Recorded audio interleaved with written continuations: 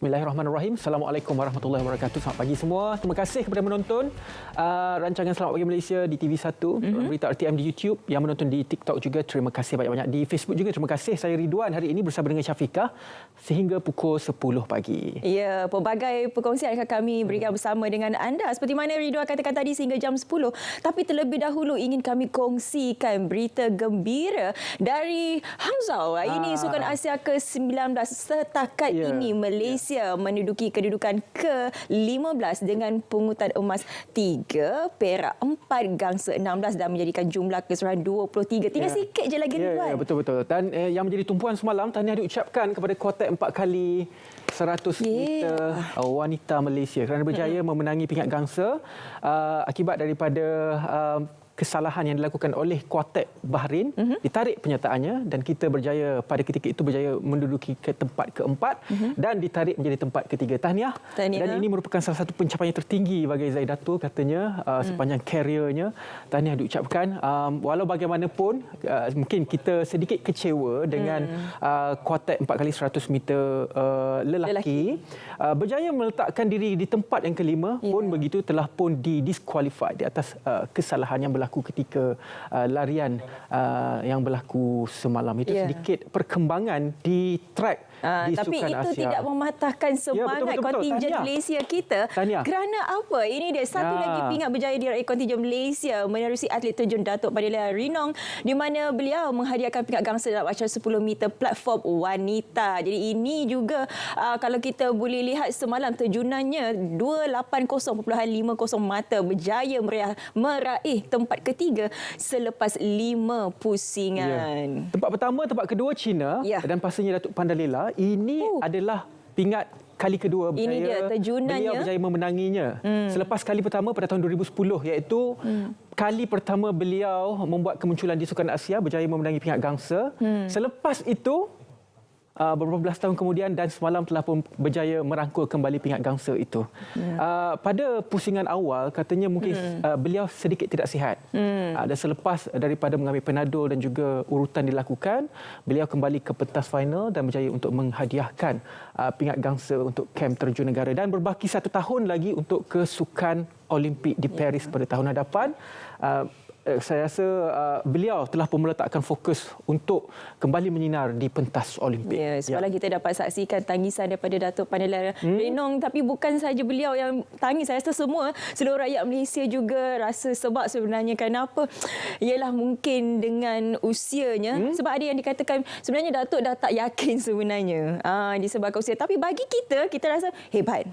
Semalam kita sangat bangga sebagai rakyat Malaysia. Tahniah sekali lagi. Jadi kita harapkan kontingen Malaysia akan terus lagi berusaha sehingga kita mencapai 27. Ini bukan peringkat biasa-biasa, ini peringkat Sukan Asia. Ketiga terbaik di Sukan Asia. Itu cukup membanggakan kita semua. Seterusnya kita beralih kepada berita seterusnya. Ini adalah berkaitan dengan kota pekerja asing. 3 subsektor dibuka mulai 10 Oktober ini. Jadi mungkin kita berhadapan dengan kekurangan pekerja sekarang, terutamanya dalam sektor-sektor yang memerlukan pekerja asing ini, yang mana permohonan baharu pekerja asing dan sedia ada bagi 3 subsektor, iaitu tukang gunting, pekerja tekstil dan tukang emas akan dibuka sehingga 7,500 kota untuk dipenuhi mulai 10 Oktober ini. Jadi menurut Menteri Sumber Manusia, majikan juga perlu berdaftar dengan Persatuan Perdagangan India. Jadi permohonan ini dibuka sehingga kota yang ditetapkan oleh kerajaan dipenuhi bagi 3 subsektor ini dan tiada lanjutan permohonan dibenarkan selepas kota dipenuhi sehingga 7,500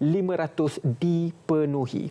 Kalau kita melihat apakah persamaan di antara tukang gunting, pekerja tekstil dan juga tukang emas ni, Ridwan, ketiga-tiganya ialah pekerjaan yang memerlukan kemahiran. Jadi disebabkan itulah kenapa pentingnya kemahiran ataupun bidang TVET ini. Kerana apa? Pelajar TVET ini kebolehpasaran mereka sangat tinggi. Pasaran juga memerlukan mereka. Jadi kepada anda di luar sana, kalau yang masih lagi tercari-cari ke mana hala tuju khususnya para belia, boleh saja terus saja mendaftarkan diri anda ke bidang ataupun jurusan TVET ini. SKM nak ambil di mana? Sijil Kemahiran Pertanian Malaysia boleh diambil melalui 3 kaedah, Ridwan. Kita ada Secara melalui ringkasnya, Pusat Bertauliah, juga melalui SLDN ataupun Sistem Latihan Dual Nasional, ataupun melalui PPT. PPT ni tak perlu masuk kelas, Ridwan. Buat portfolio sahaja. Senang. Itu kalau dah ada pengalaman lah, iaitu penilaian pencapaian terdahulu. Jadi mudah sebenarnya untuk mendapat TVET ini. Jadi jangan lepaskan peluang. Dan juga banyak sebenarnya grant ataupun allowance yang diberikan oleh pihak kerajaan. Belajar percuma. Semoga tahun-tahun hadapan ada yang banyak belajar tahun-tahun hadapan kota-kota pekerja asing untuk 3 subsektor ini dipenuhi oleh pasaran tenaga tempatan. Betul. Kan? Terutamanya golongan muda yang mana Syafiqah telah pun terangkan mudah sebenarnya untuk mendapatkan CJ kemahiran tersebut. Okey, kita beralih kepada berita seterusnya. Ini berkaitan dengan bantuan kepada golongan miskin tega. Akan diselaras dan juga akan dielakkan pertindihannya. Yang mana segala bentuk bantuan kepada golongan miskin tega akan diselaras dengan baik supaya tidak berlaku pertindihan penerima. Jadi Perdana Menteri Datuk Seri Anwar Ibrahim berkata, langkah itu akan melibatkan beberapa institusi dan program bantuan, antaranya Amanah Ikhtiar Malaysia AIM, institusi zakat di seluruh negara dan program inisiatif pendapatan rakyat IPR. Jadi ini antara beberapa perkara inisiatif daripada pihak kerajaan, dan juga kita pernah bawakan juga topik-topik berkaitan dengan inisiatif pendapatan rakyat ke dalam slot Selamat Pagi Malaysia, dan bagaimanakah inisiatif ini mampu untuk meningkatkan lagi pendapatan rakyat. Itu yang paling penting, usaha kerajaan untuk mengeluarkan rakyat daripada kemiskinan tega. Ya, sedikit kita nak menyentuh mengenai isu nasional ini berkaitan dengan jerebu. Juga perlu kita sentuh sebenarnya. Tiada keperluan menjalankan operasi pembenihan awan walaupun terdapat kawasan mencatat indeks pencemaran udara tidak sihat. Ini yang telah pun dijelaskan semalam oleh Menteri Sumber Asli, Alam Sekitar dan Perubahan Iklim Nik Nazmi Nik Ahmad, di mana pembenihan awan hanya dilakukan jika IPU melebihi 150 dalam tempoh lebih 24 jam. Dan kalau kita boleh lihat di sini, semalam juga ya, kalau mengikut operasi standardnya, sekolah perlu ditutup serta-merta jika catatan IPU melebihi 200. Tetapi setakat pukul 5 petang semalam, 3 kawasan mencatat IPU tidak sihat, iaitu Ceras 154, Nilai 155 dan Seremban 115. Jadi belum lagi mencapai 200 lah. Jadi sekolah masih dibuka seperti biasa, tapi apa yang kita harapkan agar rakyat Malaysia berhati-hati kalau nak keluar rumah tu boleh memakai pelitup separuh muka, dan jika tiada keperluan untuk keluar rumah mungkin boleh duduk sahaja di rumah. Apatah lagi dengan sekarang ini cuaca tidak menentu, Ridwan. Kadang-kadang ribut, kadang-kadang hujan dan sebagainya, dan juga cuaca panas. Kalau panas betul. Dia panas kering. Jadi sekarang masanya kalau anda nak tahu juga ataupun nak cek status IPU di kawasan anda boleh buka laman sesawang APIMS. Itu laman web Jabatan Alam Sekitar. Di situ ditunjukkan terus berapakah nilai bacaan IPU setiap jam, akan diupdate oleh Jabatan Alam Sekitar. Okey, berita terakhir ini berkaitan dengan sorok dan simpan beras, pesalah akan diheret ke mahkamah. Jadi kepada peniaga-peniaga di luar sana, ini amaran daripada kerajaan, jangan lakukan perkara yang tidak boleh dan tidak perlu dilakukan, iaitu menyorok beras. Jika berjaya ditangkap dan dibuktikan anda bersalah, anda akan dihukum. Itu amaran daripada kerajaan kita dan menteri kita. Ya, ada banyak lagi topik-topik menarik hari ini yang ingin kami kongsikan bersama dengan anda, tapi terlebih dahulu kita nak berehat seketika, kembali semula bersama dengan kami pastinya dalam Selamat Pagi Malaysia.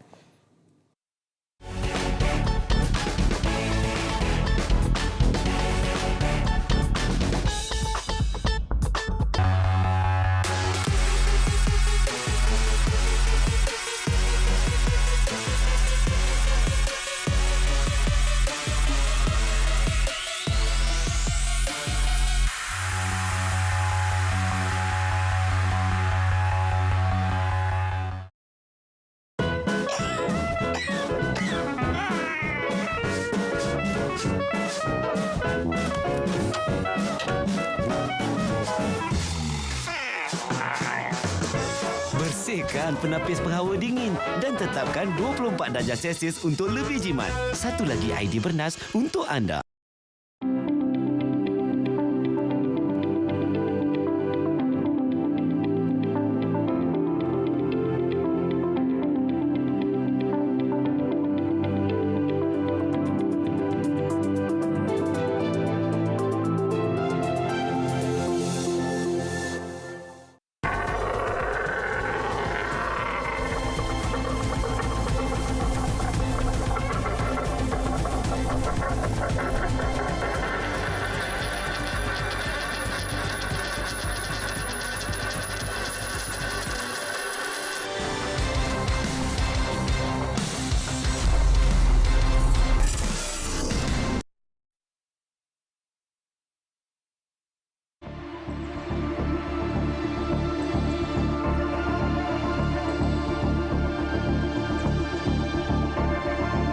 Semalam, pasukan Biar Betul menerima satu tangkap layar kononnya orang ramai terpaksa berbaris panjang untuk mendapatkan stok beras.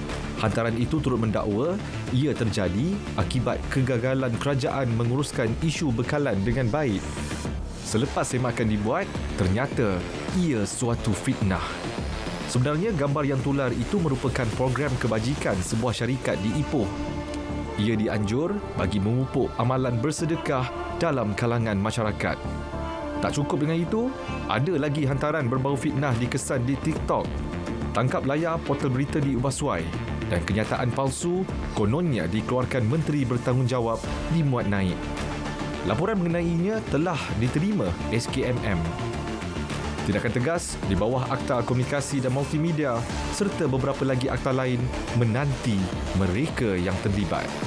Jika anda terlihat konten atau bahan fitnah, segera laporkan ke SKMM menerusi talian tertera. Biar betul, tak pasti, jangan kongsi.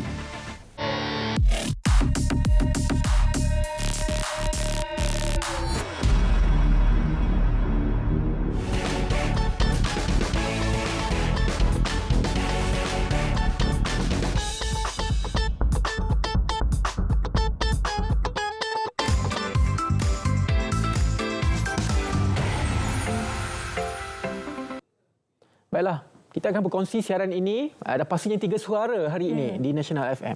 Siapa tidak kenal dengan Sonic, Nazri dan juga dia. Ya, jadi apa celoteh mereka hari ini? Jom sama-sama kita dengarkan. National FM, silakan. Permintaan ibu mengandung ni. Bukan Lupa saya cakap perkataan tu. Baik, kembali bersama dengan kami di Nasional FM. Sekarang ini 3 suara muncul di Selamat Pagi Malaysia. Ya Allah, baju saya macam sama dengan Syafiqah dan juga Ridwan pada pagi inilah. Syafiqah dan juga Ridwan. Jadi Alhamdulillah.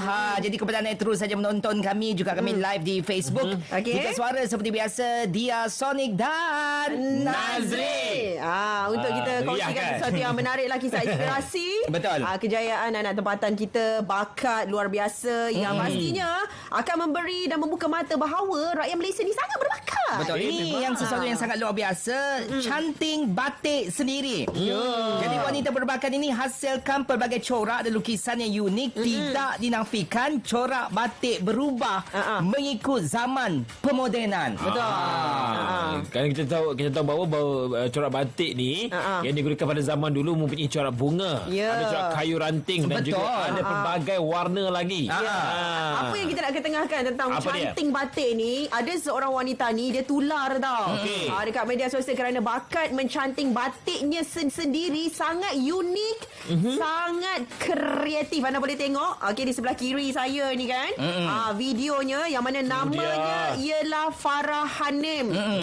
Yang menghasilkan corak dan juga lukisan yang memulakan perniagaannya juga. Lepas tu dia serlahkan bakat dia. Memang sangat kreatif lah. Luar biasa lah sebenarnya kan. Dan juga ia disebabkan minat yang mendalam ni. Yang pelukis batik Farah Hanim menghasilkan corak unik yang menarik perhatian. Di mana Farah Hanim yang merupakan graduan bidang seni bina Universiti Malaya mula mencanting sejak 5 tahun lepas. Betul. Dan Farah memang dilihat cukup berbakat dalam menghasilkan pelbagai corak dan lukisan yang mendorong berdirinya untuk memulakan perniagaan batik. Dan pada awalnya dia hanya memulakan bisnes atau perniagaan ini dengan menjual desain batik yang dikenali sebagai Nova Batik. Boleh tengoklah macam mana tengok. Sangat cantik ni. Sangat cantik. Ada, walaupun dia batik tetapi di dalam karya batiknya tu ada wajah wanita, ada wajah orang kata corak-corak yang sangat orang kata ekstrak dan juga unik yang diketengahkan walaupun berunsur batik. Ya betul. Jadi seperti biasa kepada semua yang terus saja menonton kami live di Facebook. Ya kepada pendengar kita berada di Brunei Darussalam, di mana sahaja anda berada pada waktu ni, batik yang sangat indah warnanya. Betul. Bukan senang, bukannya mudah untuk menghasilkan corak batik, apatah lagi karya sendiri. Cantiknya. Memang luar biasa. Dan kalau sebut tentang batik juga, hari Khamis penyawat awam diwajibkan untuk memakai batik. Esok kami 3 suara memang hari Khamis batiklah baju kami. Saya dah beli batik saya untuk esok. Jadi saya sangat teruja untuk mengenakan baju batik. Sebab batik ni apabila kita pakai ni, aura dia lain macam tau. Lain-lain macam. Rasa macam macam kita nak lakukan tugasan kita sebagai penyawat awam tu Lebih lagi. Lebih. Betul. Side tu bila gosok. Ya Allah, sangat indah. Jadi kepada semua penyawat awam, esok jangan lupa pakai baju batik. Baju batik yang cantik lah. Baju batik Malaysia itu yang kita harapkan lah. Betul. Pakai baju batik yang cantik dan canting batik. Bunyi dekat-dekat kan. Jadi kita harapkan juga kalau anda ada bakat untuk mencanting batik, semoga anda juga boleh mengetengahkan batik anda dan jadi pelapis pewaris kepada industri batik negara jugalah. Jadi Farah, tahniah diucapkan untuk Farah. Baguslah Farah. Sangat luar biasa yang terus saja memperkenalkan batik ini di persada antarabangsa. Betul. Dan juga videonya tular, maksudnya satu dunia. Betul. Lihat indahnya batik. Yelah, sebab nak menjadi batik ni bukan senang tau. Iyalah. Macam Farah buat ni, ya Allah. Ada teknik-teknik dia macam kita Ada kongsikan cara tadi lah. Dia kena ada lilin, itulah beginilah. Okey, nanti yang mana terlepas boleh tonton semula di Facebook Live Nasional FM. Yang paling penting kena follow dan juga like jugalah. Share juga. Dan dengarkan 3 suara setiap hari kerana apa caption awak pagi tadi? Kami antara 3 suara yang terbaik di Malaysia. Kita kongsikan bahan tahu ke anda. Betul-betul. Tular dan juga global juga. Jadi jangan lupa juga kami nanti akan turun Padang juga pada 11 Oktober ini. Kami akan berada di KL Central. 3 suara akan turun Padang untuk bersama-sama dengan semua dekat sana. Lagu pun disiarkan sana. Dia yang akan susun lagu. Betul. Yes, bestnya. Tepuk tangan awak saya susun lagu ya. Maknanya saya kat panel lah. Okey, jadi sekian dahulu perkongsian daripada kami 3 suara. InsyaAllah ada rezeki kita jumpa di KL Central. Dan juga lokasi-lokasi akan datang yang kita maklumkan dari semasa ke semasa. Okey, jadi boleh follow juga media sosial rasmi Nasional FM untuk perkembangan lanjut lah. Jadi siapa penerbit di sana? Kita ada Kamal Firman Shah. Kamal dan juga yang Q kita ni Kak Akmal. Yang Gogi The Vaz. Adele penerbit kita pada hari ini. Terima kasih, tahniah luar biasa pada hari ini lah. Okey, dan kita kembalikan frame ini bersama dengan Ridwan saja. Ridwan. Ridwan kembali bersama dengan anda. Yang sedang mendengar Nasional FM, kekal bersama 3 suara Nasional. Terima kasih banyak. 3 suara terbaik di Malaysia ya. Jadi kalau anda nak kenal mereka, nak jumpa mereka, boleh ke KL Central pada 11 Oktober nanti. Saksikan mereka bersiaran secara langsung ke udara secara langsung di KL Central. Baiklah. Untuk kali ini saya nak bawakan perkembangan Sukan Asia Hangzhou di China bersama dengan rakan wartawan yang bersama dengan atlet-atlet kita sejak daripada awal sukan ini sehinggalah ke semalam, yang mana antara kem sukan yang telah pun banyak menyumbangkan pingat kepada Malaysia adalah kem sukan terjun, acara terjun, iaitu 1 pingat perak dan juga 4 pingat gangsa setakat ini di Sukan Asia 2022. Antara kem sukan yang perlu kita banggakan, dan juga tidak lupakan juga kepada atlet-atlet sukan olahraga kita yang berjaya menyinar di Sukan Asia pada kali ini, terutamanya Azim yang telah pun berjaya membawa pulang pingat untuk negara Malaysia di trek 100 meter Sukan Asia. Satu pencapaian yang membanggakan. Selain daripada itu juga kita masih lagi menyaksikan beberapa acara dipertandingkan dan juga harapan kita untuk terus memburu pingat diletakkan kepada atlet-atlet yang bertanding, contohnya sukan badminton dan beberapa sukan lagi yang masih lagi berlangsung. Harapan kita masih lagi ada. Dan saya akan bersama dengan rakan saya, wartawan sukan RTM yang berada di sana, iaitu Zamri Surahani, untuk kita mengetahui bagaimanakah keadaan semasa mengenai atlet-atlet kita di sana. Adakah atlet untuk beberapa sukan kelihatan tertekan untuk mendapatkan pingat, dan juga apakah lagi sukan tumpuan yang perlu diberi tumpuan selepas ini. Jadi kalau anda semua ingin mengetahui perkembangan Sukan Asia ini di RTM, kita ada siaran sukan anda boleh saksikan untuk sesi pagi, sesi petang dan juga sesi malam. Jadi segalanya kami akan berikan kepada anda mengenai perkembangan sukan. Okey, saya masih lagi cuba untuk mendapatkan isyarat daripada Zamri Surahani. Sebentar saja lagi saya akan bersama dengan beliau. Apa pun, kita berehat seketika. We are appalled by the legitimization of these acts under the feeble defense of human rights.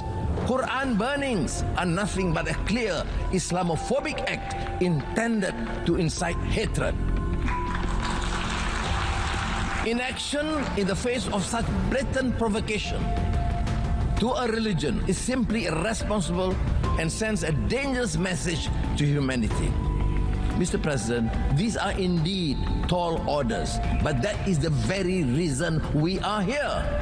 I truly believe that no challenge, however formidable, is insurmountable if we secure the collective commitment of this global community, the member states of this august institution. What we need is trust and the conviction to make the world a better place, the will to work together on a platform of consensus and solidarity.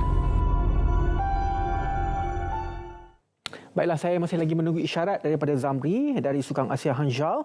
Tetapi sebelum itu kita akan bersama dengan Fazura. Ini adalah untuk kita mengetahui perkembangan istiadat penganugerahan Panji-Panji Regimen kepada 23 Regimen Askar Melayu Diraja yang bertempat di Dataran Panglima Tentera Darat Kem Perdana Sungai Besi. Baiklah, Fazura silakan dengan laporan. Di Dataran Panglima Tentera Darat Kem Perdana Sungai Besi pada pagi ini, satu lagi detik bersejarah berlangsung yang mana pada hari ini Batalion ke-23 Regimen Askar Melayu Diraja RAMD dikurniakan Panji-Panji Regimen pada pagi ini juga. Istiadat pembarisan penganugerahan Panji-Panji Regimen kepada Batalion ke-23 Regimen Askar Melayu Diraja akan disempurnakan ke bawah Duli Yang Maha Mulia Al-Aminul Karim Sultan Salahuddin Sultan Badli Shah berkenan mencemar duli menyempurnakan istiadat penganugerahan Panji-Panji Regimen pada pagi ini juga. Dan saya masukkan sedikit perihal batalion yang mana Batalion 23 RAMD adalah merupakan batalion yang ke-23 dianugerahkan Panji-Panji Regimen daripada jumlah keseluruhannya 26 batalion, dan dengan cogan kata hubul watan minal iman, batalion ini memegang pengorbanan demi cinta dan kasih sayang untuk tanah air, agama, nusa dan bangsa adalah separuh daripada iman. Dan pastinya pada pagi ini juga kami bawakan kepada anda juga antara individu penting yang berada di sini, iaitu Pegawai Gerakan 23 RAMD Major Muhammad Farid Kamarudin. Baik, silakan Tuan pada pagi ini. Tuan, untuk pagi ini mungkin Tuan boleh terus kepada signifikan penganugerahan Panji-Panji Regimen pada pagi ini, Tuan. Okey, terima kasih Yang Bagus Puan. Okey, bismillahirrahmanirrahim. Assalamualaikum warahmatullahi wabarakatuh. Salam Malaysia Madani. Terlebih dahulu saya memperkenalkan diri saya, Major Muhammad Farid bin Kamarudin, Pegawai Gerakan Batalion ke-23 Regimen Askar Melayu Diraja.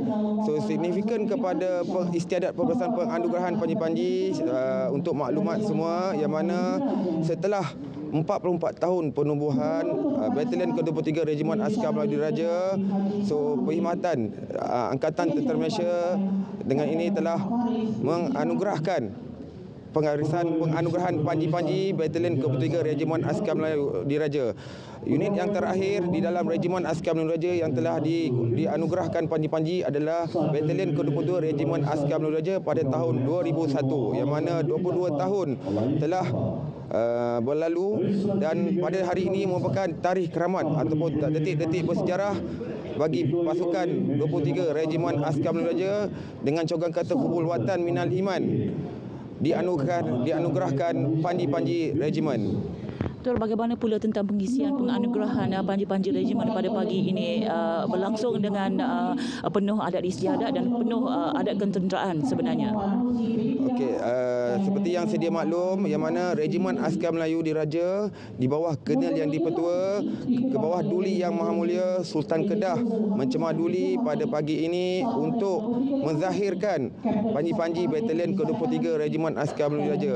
So, bagi pada pagi ini juga akan diadakan, yang mana Tuanku Sultan Kedah akan membuat, pertamanya akan mengambil tabik hormat, kemudian akan membuat pemeriksaan pembarisan kepada seluruh pegawai dan anggota yang terlibat secara langsung di dalam pembarisan penganugerahan Panji-Panji, dan akan mencemar ataupun menzahirkan Panji-Panji untuk Batalion ke-23 Regimen Askar Melayu Diraja. Tuan, untuk masa-masa yang ada ini, mungkin di luar sana ingin mengetahui apa mungkin kriteria ataupun faktor yang dititik beratkan bagi membolehkan Batalion ke-23 ini dikurniakan Regimen Panji ini, Tuan? Salah satu kriteria kriteria yang mana Batalion ke-23 Regimen Askar Melayu Diraja dianugerahkan panji-panji adalah di mana usia batalion tersebut mestilah melebihi daripada 10 tahun dan pernah terlibat bersama pertubuhan bangsa-bangsa bersatu. Seperti yang ingin saya maklumkan di sini, yang mana Batalion ke-23 Regimen Askar Melayu Diraja terlibat bersama dengan pertubuhan bangsa-bangsa bersatu semasa tahun 1993 di Bosnia Herzegovina. Dan selain pada itu juga di atas dasar kecemerlangan di dalam sukan dan juga perkara-perkara yang melibatkan ketenteraan juga diambil kira di dalam kriteria untuk pasukan 23 Regimen Askar Melayu Diraja dianugerahkan panji-panji pada hari ini. Baik, terima kasih untuk masa yang ada ini Tuan berkongsi kepada kami di Selamat Pagi Malaysia. Baik, saya rasa itu sahaja dahulu perkongsian untuk pagi ini di Selamat Pagi Malaysia. Untuk itu kembali semula bersama dengan Rizwan di studio. Silakan Rizwan. Terima kasih banyak-banyak Fazura. Itu dia sedikit perkembangan berkenaan dengan istiadat penganugerahan panji-panji Regimen kepada 23 Regimen Askar Melayu Diraja bertempat di Kem Perdana Sungai Besi. Baiklah, rakan saya di China, Guangzhou telah pun bersedia, iaitu Zamri Surahani, untuk kita mendapatkan sedikit perkembangan apakah situasi yang berlaku di sana dan juga apakah keadaan semasa atlet. Assalamualaikum Zamri. Waalaikumsalam Ridwan. Okeylah Zamri, boleh teruskan sekarang bagaimanakah keadaan atlet-atlet kita setelah menghampiri ke penghujung Sukan Asia ini, dan juga bagaimanakah usaha kita untuk terus mendapatkan pingat selepas ini? Alhamdulillah, saya kira lagi 4 hari sebelum orang kata acara Tamasya Sukan Asia Hangzhou ini melabuhkan tirainya, masih lagi atlet kita masih lagi meneruskan perjuangan. Kalau mungkin Ridwan boleh tengok berita pagi inilah sebenarnya yang saya boleh kongsikan. Ada sebenarnya drama sebenarnya yang berlaku ketika acara 4x100 wanita lelaki yang berlangsung semalam di Stadium Hangzhou sebenarnya yang saya boleh kongsikan. Mungkin itu adalah salah satu orang kata contoh terbaik lah bagaimana usaha, doa dan tawakal atlet-atlet kita sebenarnya. Di bumi Hangzhou ini, Ridwan.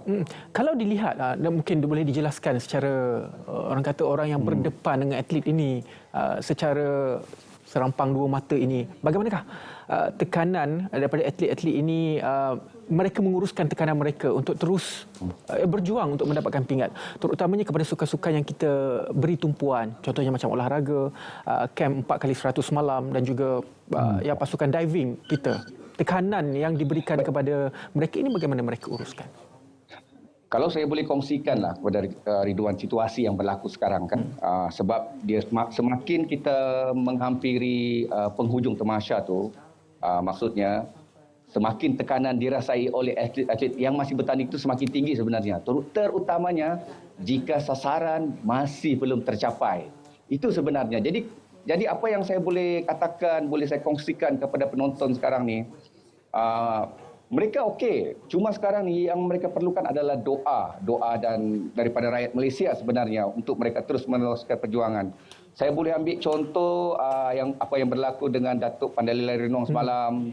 Bila kita orang interview, baru dia share dengan kita orang, dia kongsikan bahawa dia sebenarnya demam. Jadi bila dia demam, dia tetap paksa diri dia untuk buat yang terbaik walaupun dalam dalam kelayakan dia prestasi dia agak kurang. Kemudian bila masuk kepada acara akhir dia dapat buat yang terbaik. Jadi sebenarnya ada sekarang ni selagi sasaran 27 pingat tu masih belum tercapai, selagi itulah tekanan yang dirasai oleh setiap kontingen yang bertanding pada baki ni memang sangat tinggi. Dan saya perlukanlah kalau ada rakan-rakan penonton terus berikan sokongan. Yang kami perlukan sekarang ni adalah sokongan sebenarnya supaya berikan mereka semangat sebenarnya. Betul-betul. Itu adalah sebenarnya apa yang berlaku kepada atlet-atlet kita, yang betul tekanan dan juga apa yang berlaku kepada diri mereka kadang-kadang tidak dikongsikan kepada orang awam.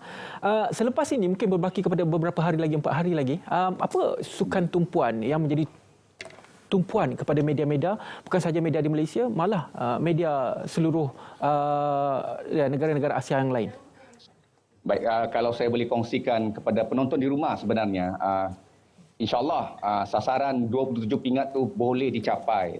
Sebab kalau saya mengikut perkiraan kami sebelum ni, kita masih ada acara yang menjadi tumpuan antaranya squash.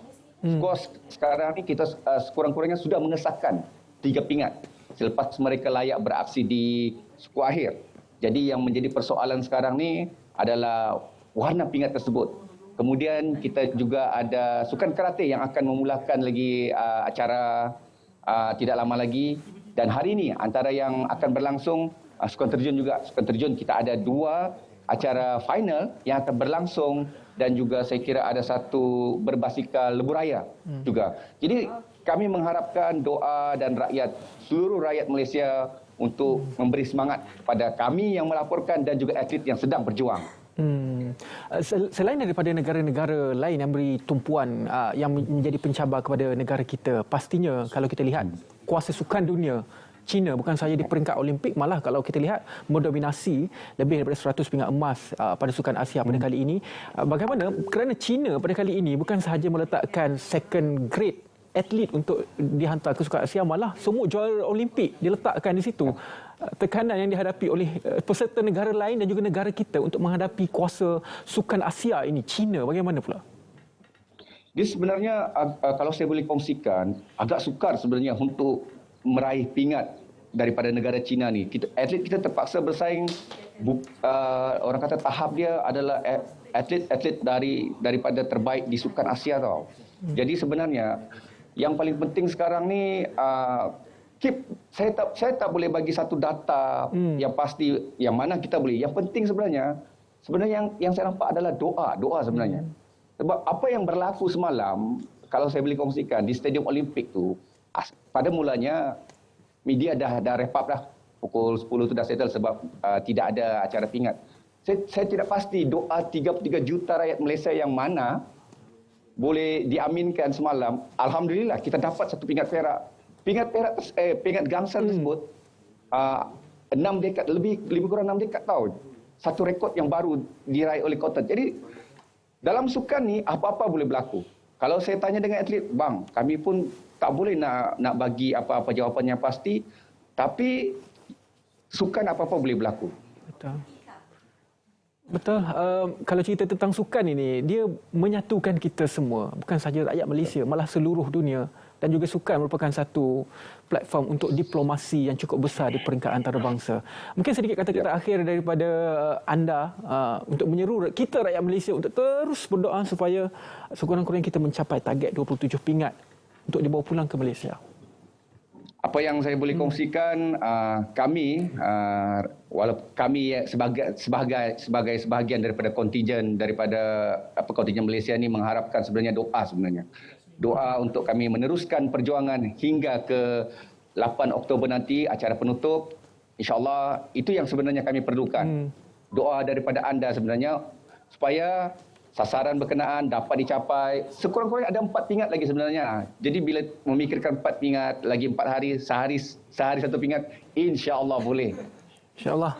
Itu yang kita doakan, itu yang kita perlukan doa daripada seluruh rakyat Malaysia untuk kita berikan kepada atlet-atlet kita yang sedang berjuang di Sukan Asia tahun 2022. Terima kasih banyak-banyak kepada rakan saya Zamri Surahani secara langsung dari Sukan Asia Hangzhou dan juga memberikan kita sedikit perkembangan atlet kita dan juga tekanan-tekanan yang diberikan kepada atlet kita dan bagaimana atlet kita menguruskan tekanan tersebut. Kita mohon doa kepada atlet kita. Terima kasih banyak-banyak Zamri, dan saya teruskan lagi bersama dengan Syafiqah. Syafiqah akan bersama dengan Otai penyiaran sukan sebenarnya. Datuk Jasni, tapi Datuk Jasni pada hari ini tidak bercakap mengenai sukan lah. Mungkin Datuk nak ulas sikit ke macam mana Datuk? Syafiqah silakan. Ya, betul Ridwan. Hari ini kita tak mengulas mengenai sukan, tapi mungkin bolehlah kita selit-selit sikit nanti kan. Sebab apa? Hari ini ada juga yang satu istimewa bakal menanti penonton, khususnya penonton di TV2. Melalui RTM kami bawakan drama bersiri Turki yang mencetus fenomena global ini, iaitu dramanya Kurulus Osman. Jadi hari ini bersama dengan saya kenalkan seperti mana tadi Ridwan dah pun kenalkan Datuk Jasni Syafiee, pengedar eksklusif Kurulus Osman di Malaysia. Assalamualaikum, selamat pagi. Salam Ika dan selamat pagi untuk Sahabat kita. Peminat di sana. sukan setia ni saya rasa. Peminat sukan. Okey, sebelum kita nak bercerita mengenai sukan, ini drama yang sangat menarik. Kalau tanya saya memang pengikut tegar lah untuk drama ini. Mungkin anda juga mengetahui mengenai drama ini. Dia berkisar mengenai empire ataupun dinasti Uthmaniyah ini.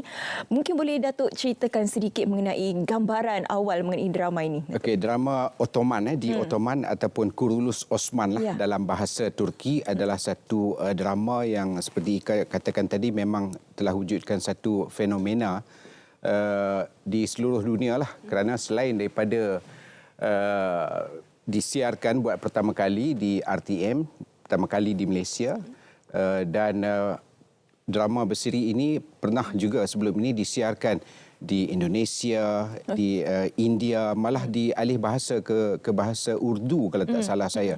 Dan di Eropah, Amerika Selatan pun siarkan juga drama ini. Dan ini adalah kali pertama drama Turki disiarkan di RTM, dan saya rasa amat berbesar hati apabila RTM beri peluang kepada saya untuk mengedarlah, memberikan satu drama yang baik kepada RTM. Jadi drama Turki ini adakah akan dialih bahasa ataupun mungkin hanya ada sarikata di bawahnya? Tak, kita bahagian siaran tak alih bahasa, cuma kita ada sarikata di situ. Kita kekalkan original language lah, bahasa Turki. Saya rasa Ika pun dah pandai cakap Turki dah sekarang, kan?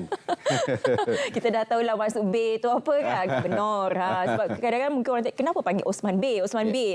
B tu gubernur sebenarnya. Okey, bila kita bercerita mengenai drama ini, sebab seperti mana Datuk katakan tadi, ini merupakan drama pertama lah Turki. Drama Turki pertama disiarkan di RTM. Apa keistimewaan yang akan dibawakan kepada penonton, khususnya penonton RTM? Baik. Kerana kali pertama, dah tentulah kita pun tak tahu apa respon daripada penonton. Tetapi seperti kata Ika juga adalah peminat drama Turki. Malah kalau kita tengok drama Kurulus Osman ni, dia menang banyak award di peringkat antarabangsa. Malah pelakon utama dia, siapa nama? Susah nak menyebutnya. Tapi mesti dapat gambaran kan. Hero yang kacak, yang ganteng kata orang tu. Jadi dia pernah menang award Best Actor dalam satu award antarabangsa di Venice. Dan lokasi penggambaran dia di Turki, kalau tak salah saya nama dia Rafah. Lokasi penggambaran ini pernah mendapat perhatian ke bawah duli Yang Maha Mulia Seri Paduka Baginda Raja Permaisuri Agong, Tuanku Permaisuri Agong, ketika lawatan bersama dengan ke bawah duli Yang Maha Mulia Seri Paduka Baginda Pertuan Agong pada Ogos 2022 tahun lepas, Baginda dan juga puteri-puteri Baginda telah ambil kesempatan untuk berangkat mencemaduli melawat lokasi penggambaran itu. Baginda disambutlah oleh pelakon-pelakon utama itu. Dan kali ini penonton-penonton di Malaysia yang bertuah, yang berjaya dalam tonton dan menang, dalam kuis tonton dan menang Kurulus Osman ni, juga akan dibawa untuk melawat tempat lokasi syuting tu. Apa yang menarik sebenarnya di sana, Datuk? Saya pun tengok gambar, tapi saya dapat saya dapat rasakan ia satu kawasan di pinggir bandar Istanbul. Dan dalam tu dia buat studio dia kat situ, dan dia kekalkan nature, alam semula jadi kat situ. Kalau Ika tengok, kalau dia naik kuda tu kan, lintas di sungai, itu adalah tempat memang yang asal di situ. Jadi itu antara yang akan kita bawa penonton kita yang menang. Nanti kita cerita macam mana. Mungkin ramai yang tertanya-tanya, bila sebenarnya drama ini akan mula ditayangkan, Datuk? Mengikut maklumat daripada pihak siaran di TV2, akan disiarkan di TV2 bermula 12 hari bulan Oktober.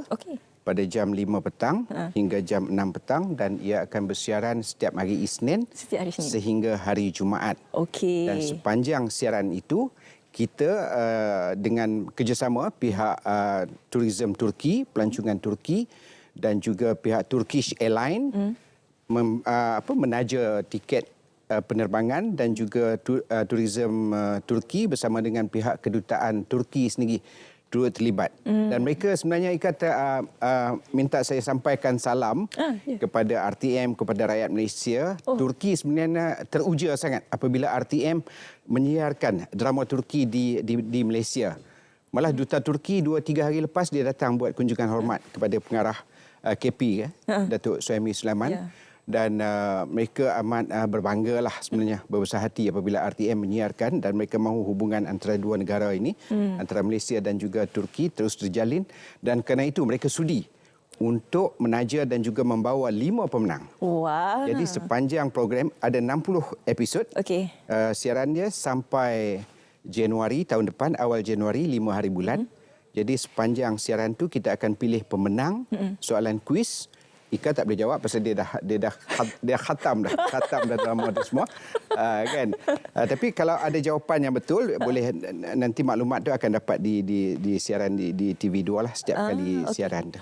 Format kuis itu bagaimana, Datuk? Okey, format kuis dia cuma perlu tonton drama Kurulus Osman itu. Okay. Dan soalan itu berkisar apa yang berlaku dalam drama itu, siapa watak dia, macam mana.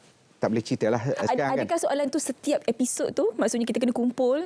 Okey, satu pemenang kita akan pilih setiap dalam episod pertama hingga episod 12, contoh dia. Episod pertama hingga 12. Setiap 12 episod akan ada satu pemenang.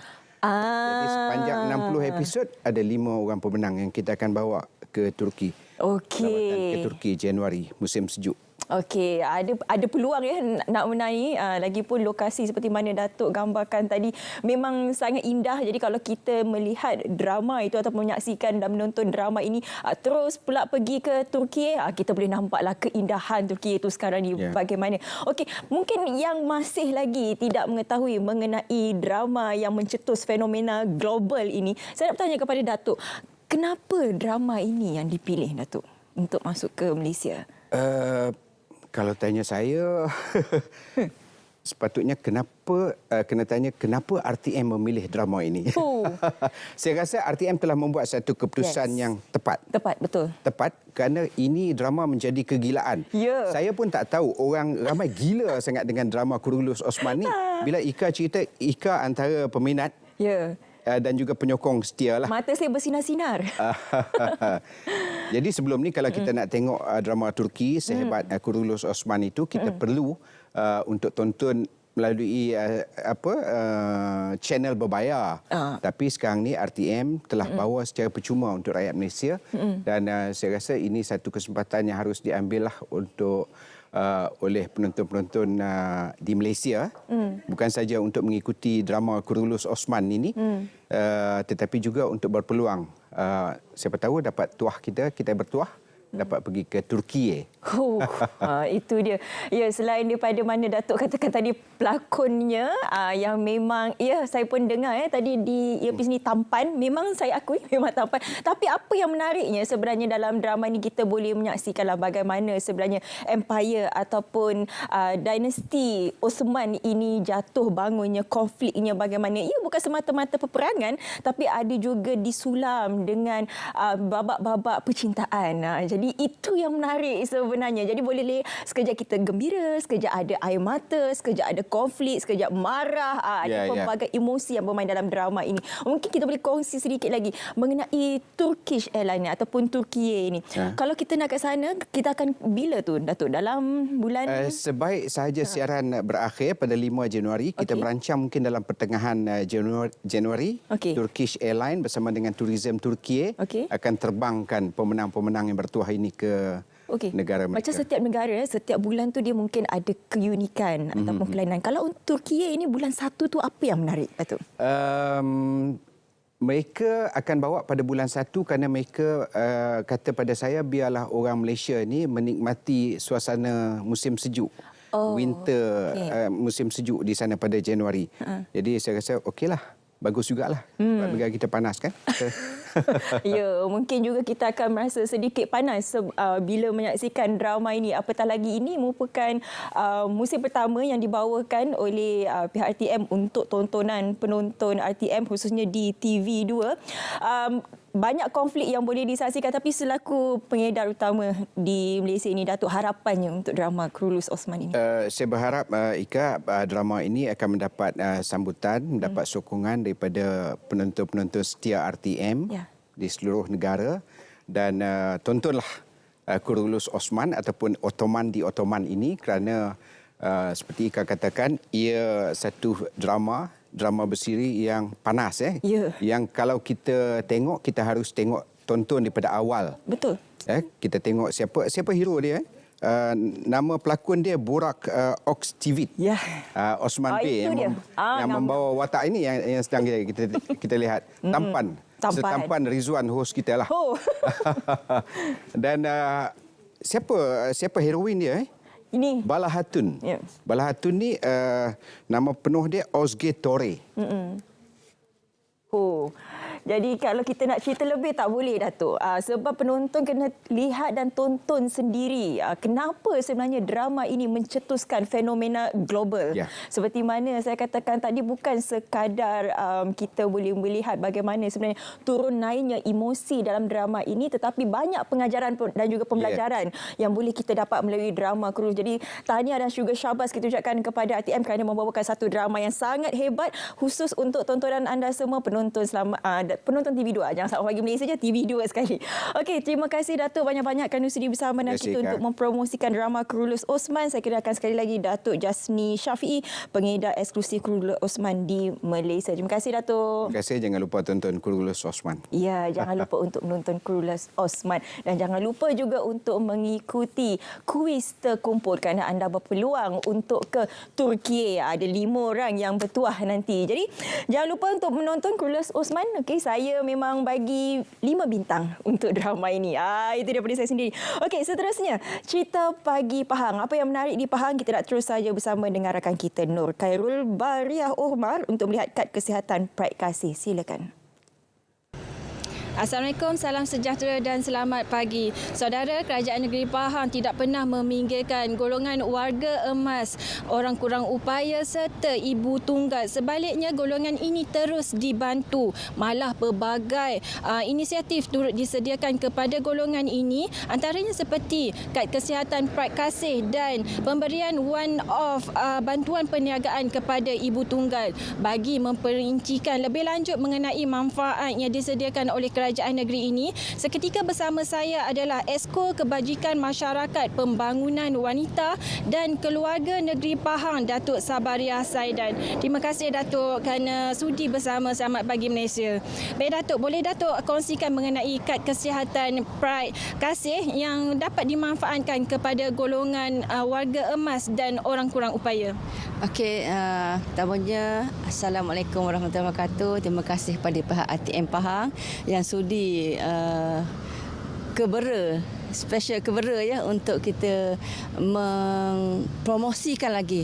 Okey, bantuan prihatin Kerajaan Negeri Pahang kepada warga emas dan juga orang kurang upaya. Okey, untuk makluman semua, Kerajaan Negeri Pahang telah memperuntukkan sebanyak hampir 20 juta ringgit setahun bagi memperuntukkan kad warga emas, kad Pride Kasih yang dinamakan Pride Kasih ya. Program Pride Kasih, di mana kad ini kita berikan kepada warga emas atau pesara yang kurang berkemampuan dan juga OKU yang kita bagikan kepada golongan OKU yang kurang berkemampuan dan memang untuk golongan B40 lah. Di mana penerima pada setiap tahun bermula pada tahun lepas kita memperuntukkan sebanyak untuk seramai 30,600 orang. Di mana belanjanya hampir menelan sebanyak 20 juta seperti yang saya katakan tadi.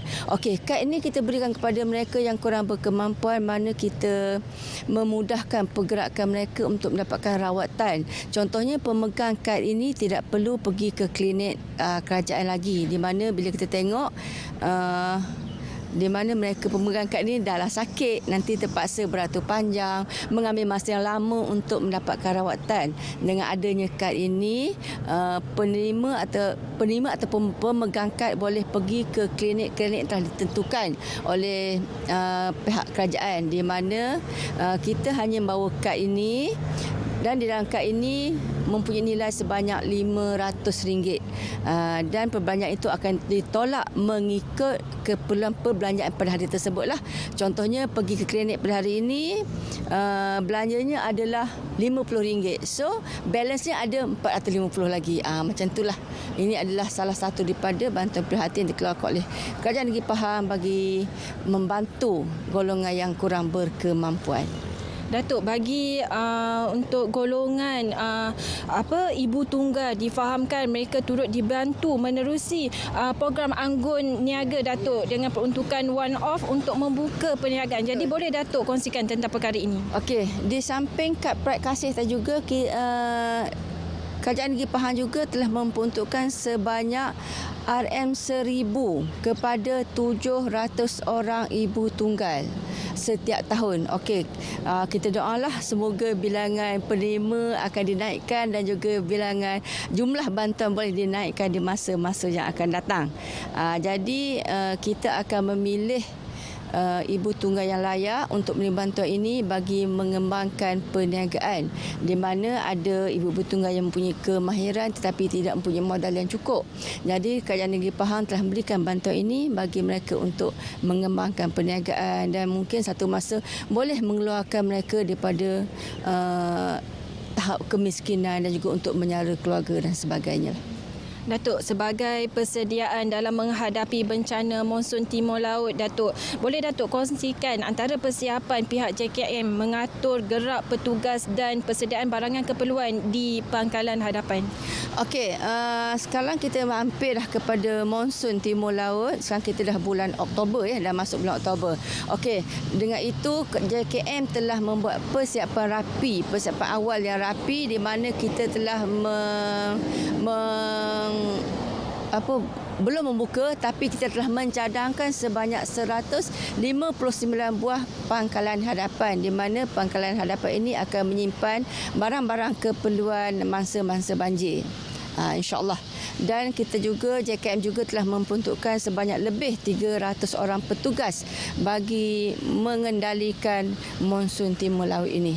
Dan perolehan untuk barang-barang di pangkalan hadapan ini juga telah kita buat, dan perbelanjaan yang implikasi keuangan terhadap bantuan monsun Timur Laut dan juga pangkalan hadapan ini adalah berjumlah sebanyak 7 juta. Alhamdulillah. Semua persiapan tersebut kita telah buat, dan sekiranya ada berlaku banjir, kita tidaklah kita membuat persediaan di minit-minit yang terakhir. Terima kasih Datuk atas perkongsian yang diberikan. Sekian saja cerita pagi dari Pahang. Kembali ke studio untuk laporan seterusnya. Silakan. Baiklah.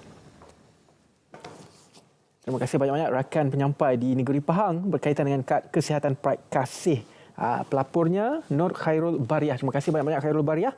Baiklah, kembali ke studio Selamat Pagi Malaysia. Kali ini kami nak kongsikan kepada anda semua berkaitan dengan Bulan Kesedaran Keselamatan Jalan Raya. Hari ini saya sangat berbesar hati bersama dengan Encik Azman Johari, iaitu pengerusi Persatuan RAVM ataupun Roda Amal Variasi Malaysia. Pada hari ini kita tahu sebenarnya pendidikan keselamatan jalan raya itu sangat penting. Mungkin Encik Azman boleh mulakan dengan bagaimana Encik Azman melihat status pendidikan keselamatan jalan raya terutamanya kepada golongan muda di Malaysia ini? Okey, kita punya status pendidikan terhadap keselamatan ni agak lemah disebabkan kurangnya pendidikan berkaitan dengan keselamatan jalan raya. Okey, ia sepatutnya diterapkan sentiasa melakukan kempen-kempen berkaitan dengan keselamatan dan kesedaran jalan raya ni lah. Okay. Kita melakukan pelbagai collaboration dan kita ada buat karnival untuk kesegaran jalan raya lah. Okay. Selain itu, kita boleh tingkatkan kesedaran keselamatan jalan raya itu dengan adanya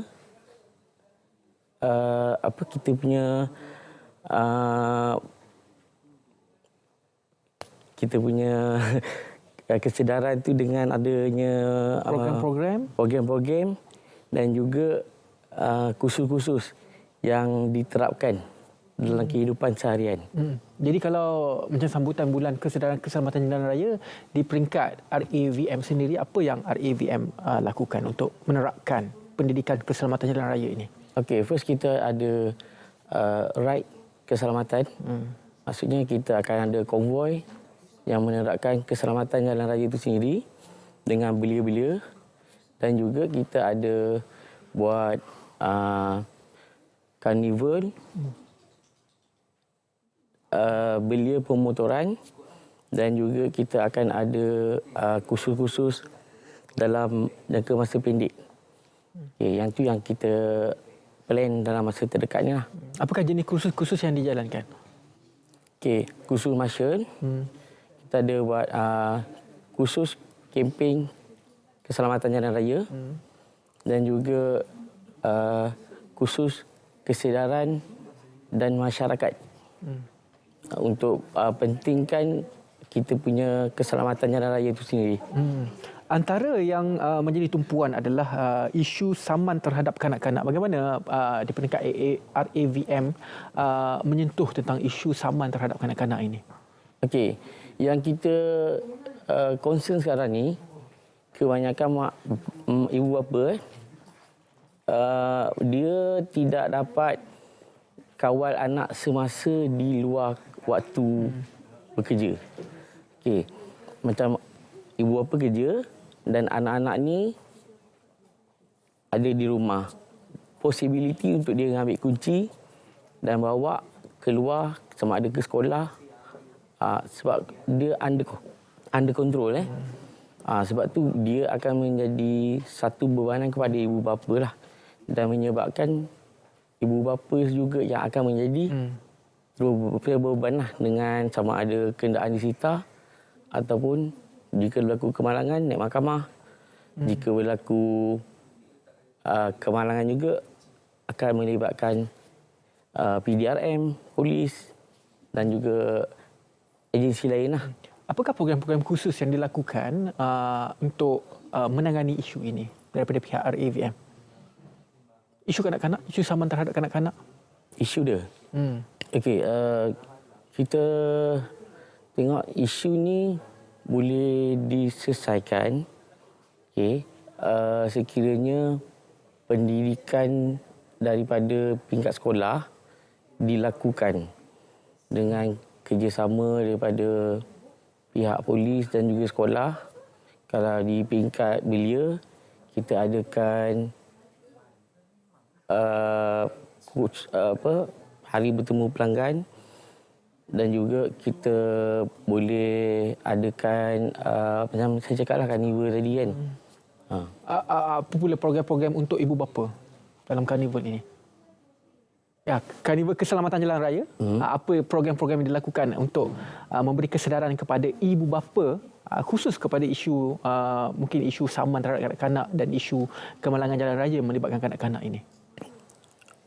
Okey, maksudnya kita program-program itu kita boleh tekankan berkenaan dengan undang-undang dan juga tentang akta yang berkaitan, dan juga kesalahan atau apa sajalah yang yang boleh boleh memberi kesedaran kepada ibu bapa lah. Bagaimana pula dengan kolaborasi dengan pihak-pihak tertentu untuk menjayakan bulan kesedaran keselamatan jalan raya ini? Okey, yang pertamanya dah tentu PDRM. Lepas tu yang kedua DPJ, AADK, JAS, Jabatan Alam Sekitar, dan juga JKJA lah. Apa program yang dirancang bersama dengan mereka dalam program ini? Okey, yang dirancang kita ada buat pada hari Sabtu ni 7 hari bulan, kita ada karnival RAVM Fit Belia Pemotoran Malaysia. Kita joint venture dengan VF3 member 1.0 pada hari Sabtu ni. Dan dalam tu kita akan ada pelbagai aktiviti dan juga kesedaran berkaitan dengan keselamatan jalan raya. Okey, mungkin sedikit kata-kata akhir dan juga harapan daripada Encik Azman untuk bulan kesedaran keselamatan jalan raya ini. Okey, harapan saya kita jadi masyarakat yang prihatin supaya dapat mengurangkan kemalangan jalan raya yang mana tahun 2021, 2022 kadar kematian tu lebih daripada 1.1% daripada 900,000. Daripada 900,000 tu bermakna lebih kurang 10,000 kematian dalam masa 1 tahun.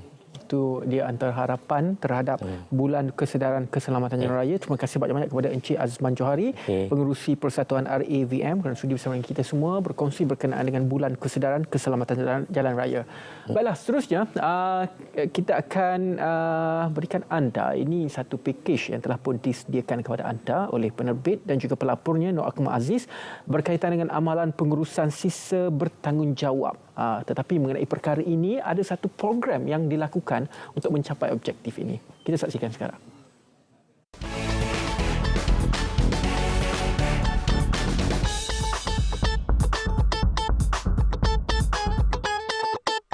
Alam Flora Sdn Bhd meneruskan komitmen memupuk masyarakat Cakna alam sekitar dengan melaksanakan program yang dinamakan Cyber Eco Hunt 2023 baru-baru ini.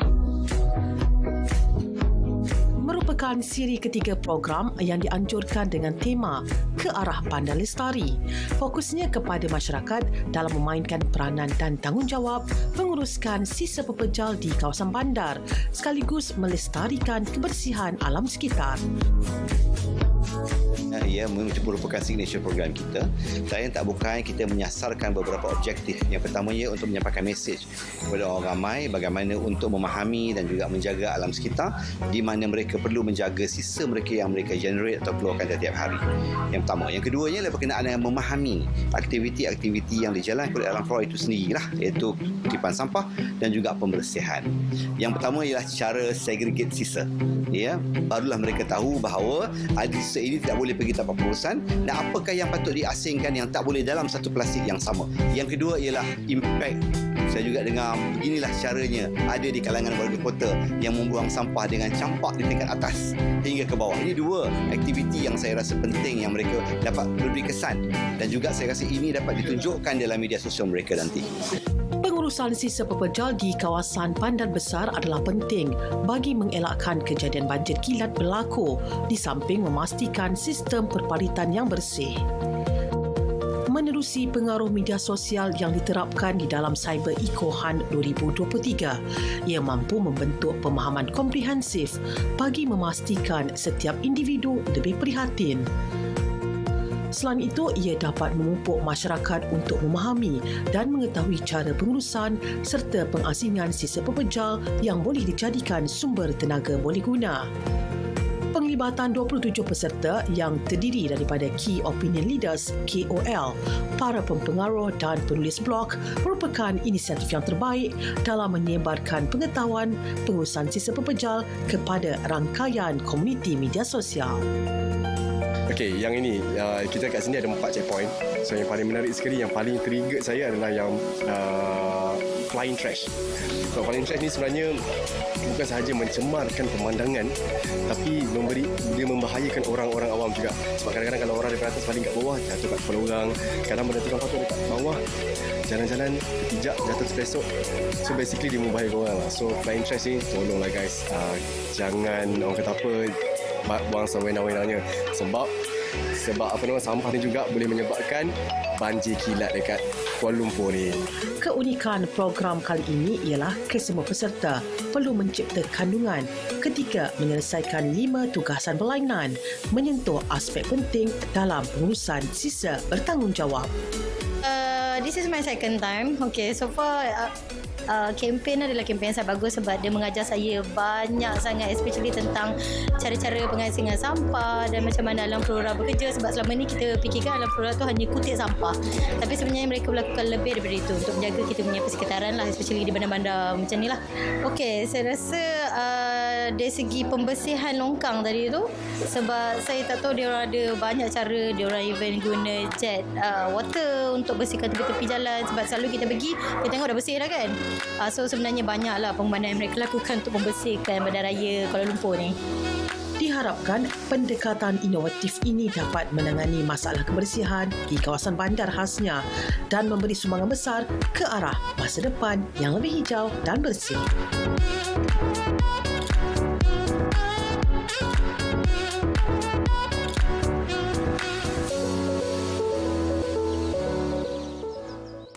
Itu dia satu pakej yang sangat menarik yang disediakan oleh Nur Akmal Aziz berkaitan dengan amalan pengurusan sisa bertanggungjawab. Okey, seterusnya, ini juga sangat penting untuk kita mengetahui bagaimana sebenarnya ramalan kaji cuaca untuk hari ini. Terus saja bersama dengan pegawai yang telah pun bersiap sedia. Silakan Map Malaysia.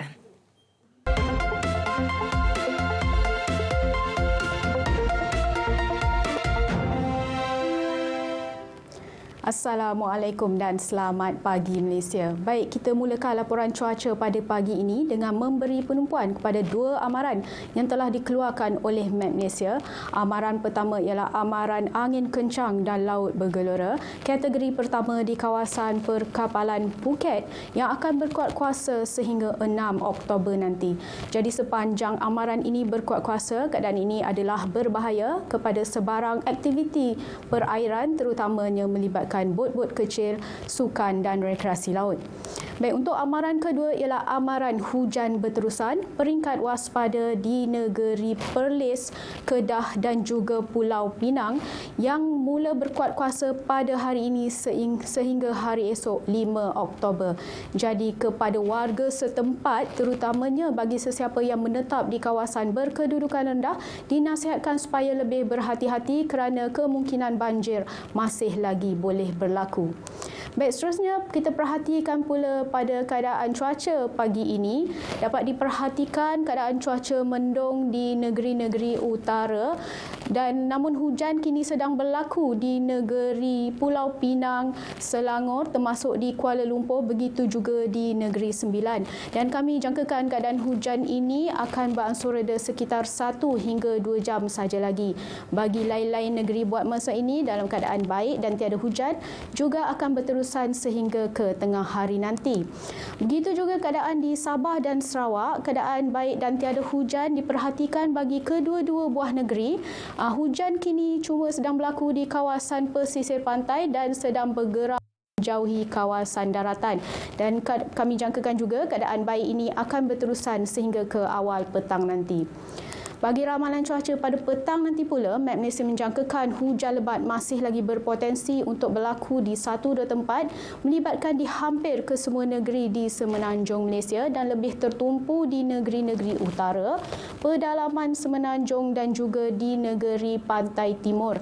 Manakala untuk negeri Sabah dan Sarawak pula, hujan lebat lebih tertumpu di bahagian utara negeri Sarawak dan juga bahagian pedalaman dan pantai barat di negeri Sabah.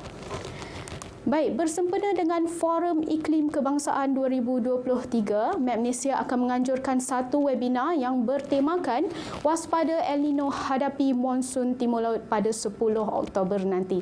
Jadi dijemput kepada orang ramai untuk menyertai webinar ini melalui aplikasi Zoom dan FB Live, Map Malaysia, NREC dan juga Astro Awani.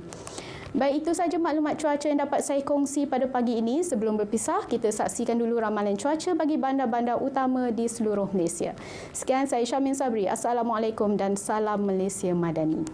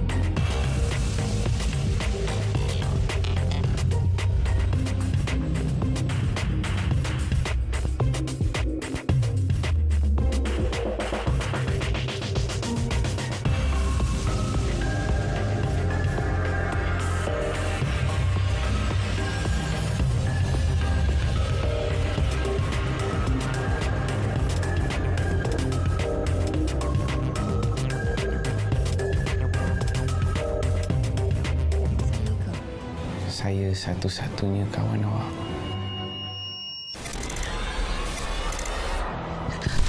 Dah ingat dah semua? Belum. Tapi keadaan dia lebih baik dari masa dia kat hospital dulu. Aku tak bolehlah hidup dengan lelaki yang hipokrit macam kau ni. Doktor dah pesan kan, jangan fikir hal lain. Kalau awak banyak fikir, saya kena bawa awak pergi hospital. Lina!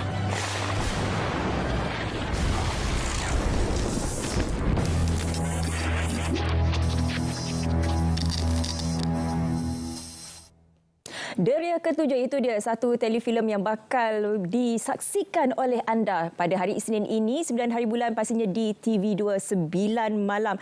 Jadi hari ini kita bawakan ke studio penerbit dan juga pelakon utamanya. Saya kenalkan terlebih dahulu penerbitnya Elia Mira dan juga pelakon utama Ali Reza. Assalamualaikum, selamat pagi. Waalaikumsalam, selamat kalau pagi. Kita tengok trailer tu tadi memang cukup menarik lah. Tapi sebelum tu saya nak tanya sedikit sinopsis dan kenapa telefilm ini diberi tajuk Deria Ketujuh. Elia.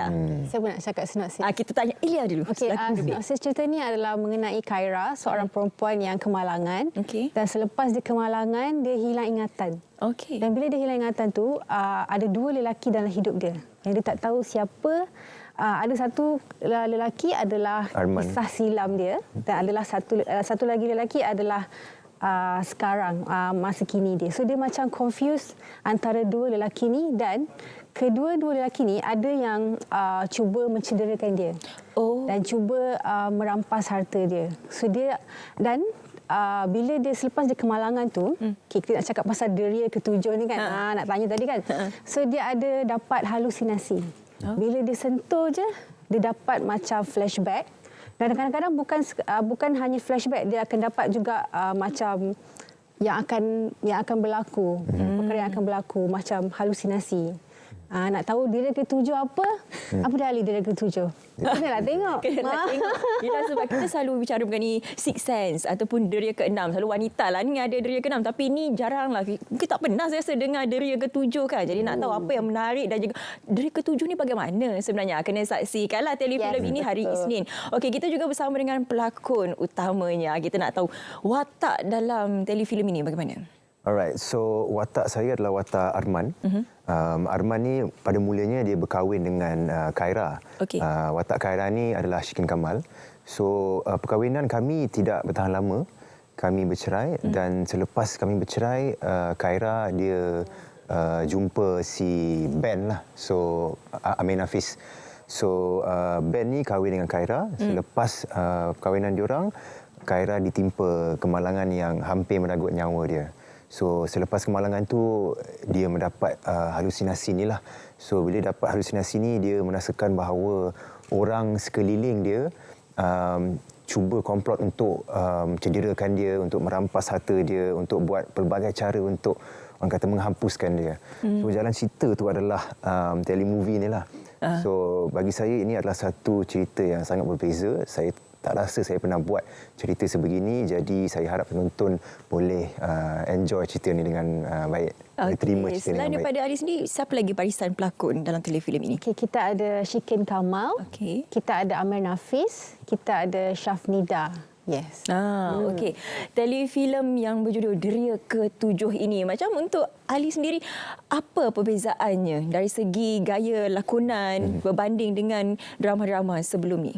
Okey, perbezaan dia selalunya kita kalau dapat skrip, selalunya skrip tu skrip yang sama ataupun cerita romantik, komedi, cerita hantu. Tetapi ini genre Deria Ketujuh ni adalah thriller kan, tak salah, thriller. So bukan sekadar thriller biasa. So dia thriller dia sangat beza.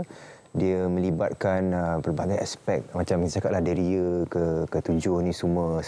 Sebab seperti mana yang kita tahu, manusia ada diri asas ada 5 saja kan. So selepas dia timpa kemalangan tu, dia mendapat diri ke-6 ni lah. So benda ni semua something new for me. So saya suka ambil cabaran ni dan saya berterima kasih kepada penerbit kerana memberi peluang. dan saya harap penonton boleh terima cerita dengan baiklah. Ya, satu idea yang sangat menarik dan Ya, betul. tak pernah lagi kita lihatlah telefilm di Malaysia ni, tapi itulah idea itu untuk diterjemahkan untuk menjadi sebuah telefilm ini. Cabarannya bagaimana, Lia? Cabaran. Okay, saya bukan penulis. Itu sebenarnya masa tu RTM ada buka pitching dan rasanya genre thriller ni baru pertama kali RTM keluarkan. Dan kita pun macam interested. Baru pertama kali. Jarang-jarang selalu RTM akan ada drama romantik, drama yang biasa tu. Bila thriller ni kita very interested nak cuba. Dan masa tu Tommy, dia punya penulis skrip, hantar kita proposal dan kita macam dia ketujuh, macam kita dengar nama dia pun, tengok nama dia kan macam macam very interesting. So rasanya daripada situ kita rasa kita baca dia punya synopsis very interesting dan kita try propose kepada RTM dan alhamdulillah kita dapat.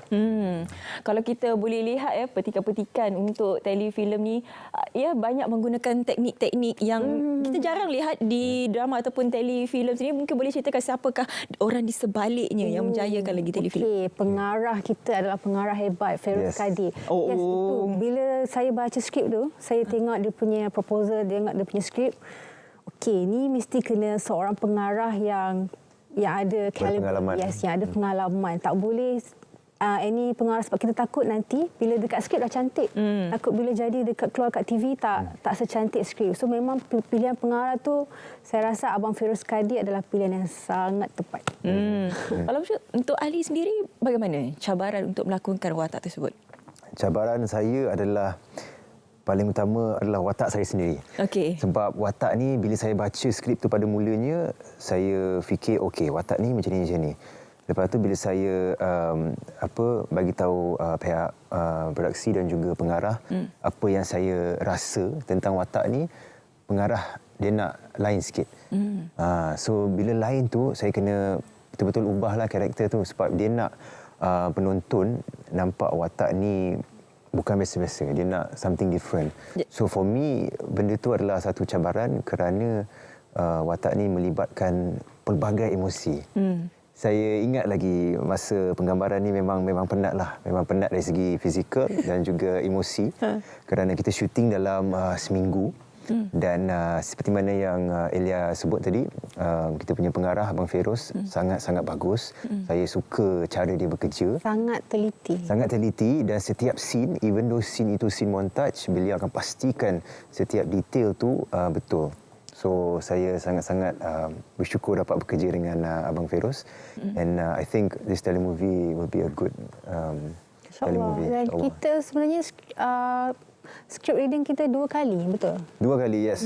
Sebab pengarah nak betul-betul kita fahamkan skrip ni, jalan cerita dia supaya tidak ada masalah lah yang kita lalui. Tapi satu lagi cabaran yang saya kena bagi tahu adalah lokasi syuting. So ada satu scene tu di Rumah Usang, saya rasa kita bertapak kat situ selama lebih daripada 12 jam. Siang sampai malam lah. Itu untuk scene apa tu? Itu untuk scene Dah boleh cerita. Baru nak sambung kan? Ayolah. Kalau nak tahu kena tengok. Okey, tapi antara banyak-banyak babak, yang mana yang betul-betul memberi impak kepada Ali sendiri? Saya rasa ada satu babak tu di mana Arman ni dia marah. Tapi dia punya marah tu lain macam punya marah. Saya pun tak pernah marah macam tu. Jadi bila director suruh saya marah macam tu, kita ambil banyak take juga untuk dapatkan yang tepat. So saya puas hati, pengarah pun puas hati at the end. So itulah bagi saya cabaran dia untuk keluarkan emosi yang saya tak pernah keluarkan. Okey, secara keseluruhan penggambaran dilakukan di kawasan mana selain daripada Rumah Usang itu? Penggambaran dia mostly di Klang Valley dan juga di sekitar Shah Alam dan juga Kuala Lumpur dan Sungai Buloh. Dan juga Rumah Usang itulah. Rumah Usang. Nak tahu apa scene ataupun babak yang menarik sangat di Rumah Usang tu, kena saksikanlah telefilm ini. Hari Isnin 9 malam di TV2. Macam untuk Elia sendiri, apa sebenarnya mesej yang cuba diangkat melalui telefilm ini? Apakah mesej cerita ni? Okey, walaupun kita kenal seseorang tu sebagai kawan, suami, tapi tak semestinya mereka tu boleh dipercayai. Kita ada musuh dalam selimut yang kita kena berjaga-jaga. Itu antara mesej yang paling kuat lah dalam cerita ni. Dan tagline dari ketujuh ni apa? Halusinasi atau imajinasi. Itu tagline dia. Halusinasi atau imajinasi. Menarik tagline dia pun dah menarik, tajuk pun sangat menarik. Dera ketujuh. Apakah itu dera yang ketujuh? Jadi kena saksikanlah telefilm ini. Mungkin boleh wawarkan sekali lagi Elia, Ali untuk saksikan telefilm ini. Baik, Assalamualaikum. Nama saya Ali. Saya sebagai Arman dalam telefilm Dera Ketujuh. Jangan lupa temu janji kita pada 9 Oktober jam 9 malam di TV2.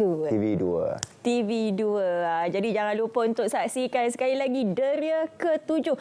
Satu telefilm yang sangat menarik dibawakan oleh RTM di TV2 khusus untuk anda. Isnin hadapan 9 hari bulan jam 9 malam. Terima kasih sekali lagi saya ucapkan kepada Ali Reza dan juga Elias selaku penerbitnya kerana bersama dengan kita hari ini.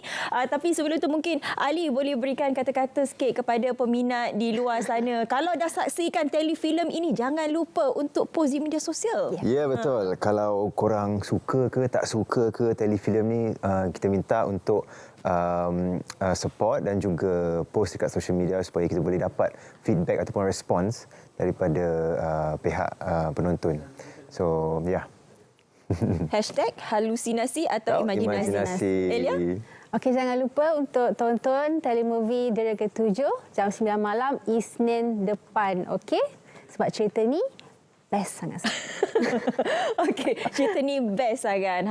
Jadi nak tahu macam mana bestnya cerita ni, sekali lagi saya ingatkan minggu hadapan hari Isnin jam 9 malam pastinya di TV2. Telefilm menarik kami bawakan Dera Ketujuh. Ini genrenya lain daripada lain. Bukan cinta-cinta, bukan juga sangat air mata, tapi ini lebih kepada thriller. Nak tahu apa kelainan yang dibawakan kali ini, kena sama-sama saksikan. Terima kasih sekali lagi kepada kedua-duanya. Okey, seterusnya kita nak berehat seketika. Selepas ini ada lagi perkongsian yang menarik ingin kami berikan bersama dengan anda, pastinya dalam Selamat Pagi Malaysia.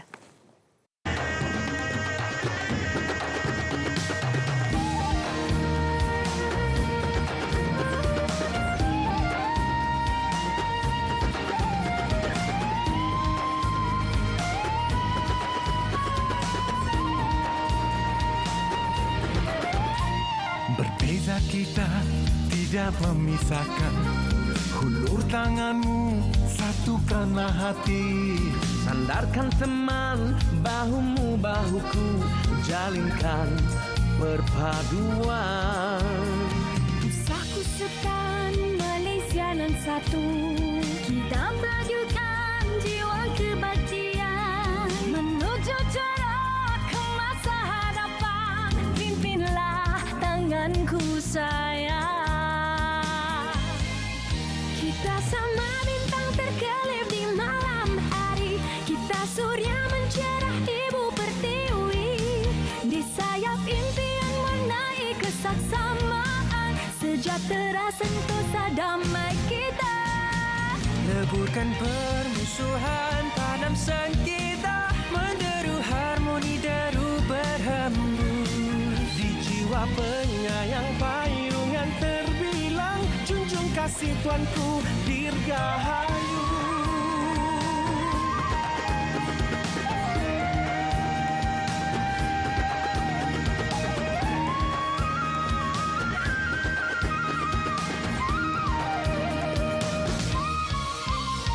Berbeza kita nanang bagulai, serang ke jari alam besar mati. Sandar komitu se bau no bauku, jalinkan perpaduan.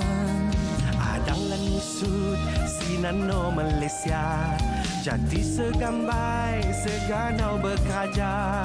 Memodimputkan awahon betadau dumonton, aduh waglah deg nam ya berem vanil minum nak citaram, nam ya berem muli taram surian， 带上梦想的翅膀，我们并肩去翱翔，共创和平繁荣安乐的家。 खत्म करो दुश्मनी मिटाओ विवाद, सद्भाव की हवा बह रही है। นายรักไทยความห่วงใยรวมใส่ความเข้านังขอพระองค์ทรงพระเจริญ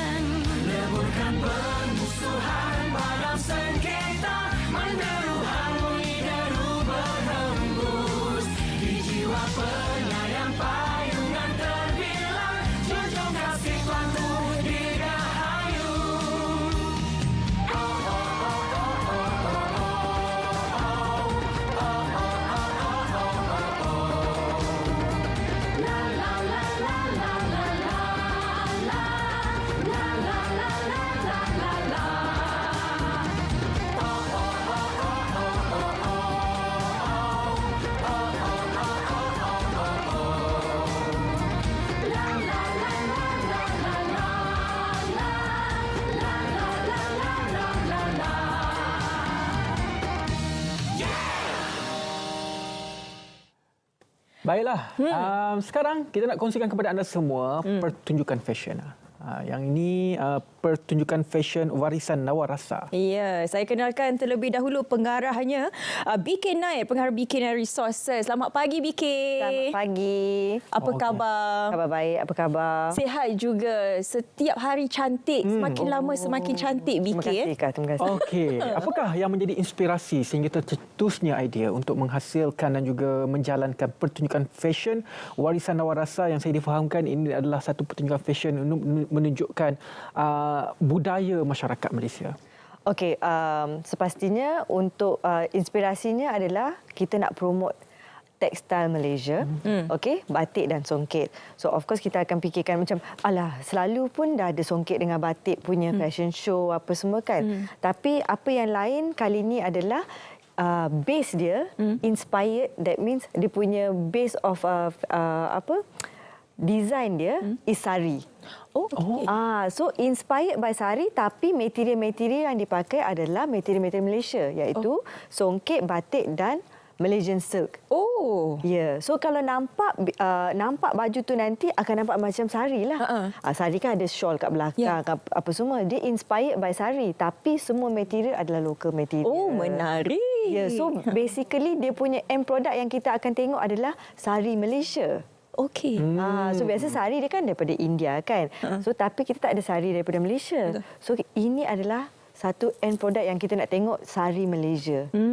Jadi bagaimana sebenarnya acara seperti ini boleh lagi memelihara dan juga memelihara industri kraftangan di Malaysia, BK? Okey, basically macam ni sebab dalam opinion saya rasa macam especially generasi yang muda ni, dia tak berapa fokus sangat dalam tekstil warisan atau fokus sangat dalam kebudayaan apa semua. So kita kena create awareness untuk diorang, kena ada excitement untuk diorang kan. Sebab tu nak buat fashion show ni. Yalah sebab sekarang ni anak-anak muda dia tahu mengenai fashion. Dia suka K-pop. Suka K-pop. Dia suka K-pop, dia suka fashion K-pop. Dia kalau kata kita nak cakap batik, songket, dia macam normal. Zaman-zaman dulu mak-mak kan. Zaman-zaman makcik-makcik ke. Makcik ke fikir. Makcik je. So itu yang nak create excitement untuk diorang. Nak create awareness juga. So kita dalam show kita ada 11 designer. So designer-designer lokal lah, designer-designer tempatan kita yang akan put together looks yang ada 77 design. Wow. So 77 design inspired by sari dengan memakai material lokal kita. So bila ada 77 design yang cantik, pakai material lokal kita apa semua, dia akan bagi excitement bukan untuk yang anak-anak muda je, yang siapa-siapa pun akan tengok macam cantiklah. Kita nak macam biar dia balik tu dia teringat. Teringat-ingat pasal baju tu, teringat ni baju ni cantik Satu usaha yang menarik, tapi mungkin ada yang tanya tak terlalu sempit ke untuk memfokuskan kepada sari semata-mata end produknya tu? Okey, bukan fokus pada sari. Sebenarnya fokus kepada material Malaysia iaitu batik, songket dan Malaysian silk. Inspired by sari. Kenapa inspired by sari? Sebab dekat Malaysia Fashion Show banyak kita fokus baju-baju moden ataupun kita buat kebaya macam tu. Kita belum ada something different macam sari Malaysia. Sari is basically sari daripada India ataupun kita buat fashion show songket ke apa ke, just tunjuk-tunjuk macam tu je. So yang ni apa kelainan dia adalah kita nak tunjuk satu produk Malaysia. Iaitu sari tu pun maksudnya produk Malaysia juga. Saya boleh bayar sari tu antara designer-designer yang terlibat mungkin boleh listkan sedikit. Okey, yang saya ingat sebab sikit. ada 11 orang. Tak apa, sikit pun tak apa. Sebab ada 11 orang. Okey, I ingat yang 4 student designer tu ada 4 student designer daripada IFTC. Diorang institute tu is owned by Annie Wong. So Annie Wong ni dulu-dulu is a very famous designer. Okay, so itu institute dia lah. So dia punya students. And then we have Mune. Munir is a very famous batik designer, and then we have Yan Collection, and then we have Zendra. So ada 7 orang. Offline dia macam tak ingat kan? Tak ingat pula soalan ni. Secara tentatifnya, bagaimana perjalanan program ini? Okay, so basically kita fokus on the fashion show sahaja. Okay. So the flow of the program adalah kita akan buat opening and then terus fashion show. Sebab kita ada 77 looks. Sebenarnya saya wanted 100 looks sebenarnya. Okay. Saya bayangkan masa sebelum kita start event 100 designs. Maksudnya 100 design inspired by sari dengan songket dan batik. Tapi dapat 77. Tapi itu pun semua orang kata dah banyak dah. So I rasa puas hatilah 77 tu. Mungkin ada signifikan ke di sebalik 77 tu? Tak ada. Memang itulah yang ada. Tiba-tiba I bayangkan 100 tapi dapat 77. Kami dah fahamkan juga ada bengkel sebelum itu. Itu bengkel apa? Okey, event ni adalah 14 hari bulan, tapi bengkel 7 dan 8 hari bulan, di mana kita akan buat bengkel introduction, pengenalan kepada batik dan songket untuk student-student designers. Okey. So student-student designer ni pun kita kena bagi dia orang motivasi, encouragement, inspirasi, nak kenal material tempatan kita kan. So 2 hari ni, 7 hari bulan adalah bengkel batik, 8 hari bulan adalah bengkel songket. Dengan kita sekali semua nak belajar pasal history, sejarah, pengenalan tekstil-tekstil ni. Selain daripada BK sendiri, siapa lagi yang terlibat secara langsung dan juga tidak langsung dalam memeriahkan lagi program kali ini? Okay, of course saya and then tim saya, tim yang besar yang involved dalam event ni, mestilah kena ada tim kan. And then kita ada sponsor-sponsor, official collaboration. Kita ada Aston Martin. Aston Martin kereta James Bond kan. So kereta James Bond ni biasa modern ni. Ni first time ni Aston Martin nak jadi untuk heritage. Walaupun kita warisan, so dia part of the event lah. And then kita ada Berjaya University. And then we have Gloria Jeans. A lot, banyak a list of sponsors yang ada. Sebab event memang macam tu kan. Kalau kita buat event, kita kena ada banyak yang support kita. Kalau tak, macam mana kita nak jalankan event? Betul. Kan? Macam BK sendiri daripada dulu memang ialah orang kata mengetengahkan lah tradisional kita di Malaysia ni, bukan sahaja sari. Sebab macam BK ni memang kulu kile, memang pakaian dia pakaian tradisional selalunya. Batik. Memang cantik je. Tapi selain ialah kalau kita nak mengharap kepada BK seorang tak boleh. Jadi apa lagi di antara usaha yang boleh kita lakukan agar anak-anak muda ini tidak lupa dengan apa yang kita ada, tradisional yang kita ada? Okey, apa yang saya buat sekarang ni adalah saya createkan inisiatif. Saya mulakan inisiatif dia so that's why saya kata bila workshop tu pun kita nak buat untuk student. Kenapa untuk student? Sebab dia orang muda. Orang-orang muda yang kita kena start dulu kan. Kita kena motivate, kita kena inspirasikan orang-orang yang muda dulu. So harap-harap bila diorang berkembang ni, bila jadi designer yang famous ke apa ke, diorang akan kembangkan tekstil-tekstil ni. Diorang pun akan create awareness juga untuk yang akan datang. Yang akan datang, diorang akan create awareness juga. Okey. Untuk menyaksikan fashion show ini bagaimana? BK? Okey. So untuk menyaksikan fashion show ni boleh dapatkan seats. That means tiket lah. Boleh DM kita di Instagram World Sari Day Malaysia. Bila DM kat situ bagi tahulah nak dapatkan seats untuk menghadiri majlis fashion show. Okey, yang ni World Sari Day Malaysia ni bila sebenarnya? Okey, World Sari Day Malaysia kita buat March. Okay. March 19 kita buat. World Sari Day Malaysia adalah event pertama di Malaysia yang kita buat World Sari Day. Kita celebratekan World Sari Day Malaysia. Internationally ada World Sari Day, World Sari Day December 23rd. Tapi World Sari Day Malaysia adalah kali pertama di Malaysia tahun ni. Tapi menarik. Sebenarnya sari bukan saja dipakai oleh kaum India, tapi kalau kita lihat sekarang, kalau ada sahaja dinner tema Bollywood, satu company akan pakai sari kalau perempuan lah kan. Betul. Tapi macam mana penerimaan, BK melihat penerimaan sari itu oleh masyarakat dan juga kaum lain di Malaysia? Saya rasa sari is like a Malaysian thing juga tau. Sebab kadang-kadang sari ni bukan pakai secara macam sari je. Sari ni buat kebaya, buat skirt, buat baju. Kain sari. Kain sari. Kain sari ni banyak kan famous buat kebaya, buat skirt, buat baju apa semua. So walaupun tak dapatlah pakai, tak dapat lilitkan sebagai sari pun, kain sari tu I rasa hugely dipakai di Malaysia.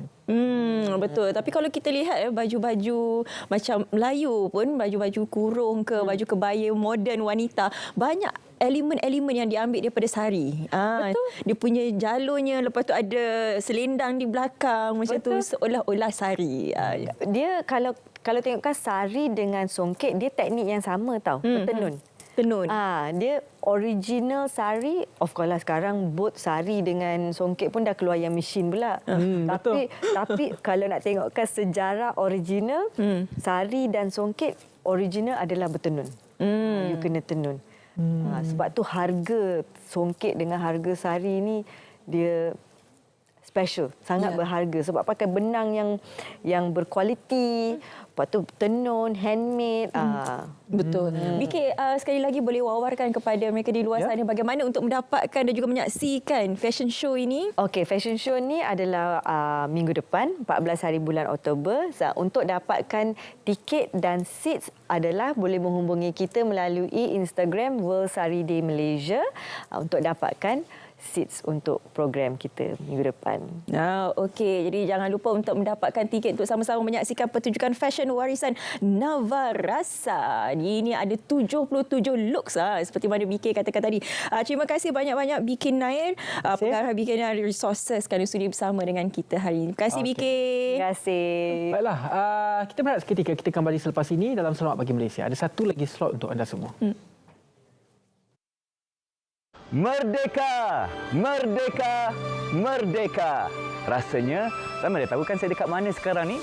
Inilah dia Stadium Merdeka. Di sini juga tempat keramat yang mengumpulkan puluhan ribu orang untuk menyaksikan sejarah negara tercipta.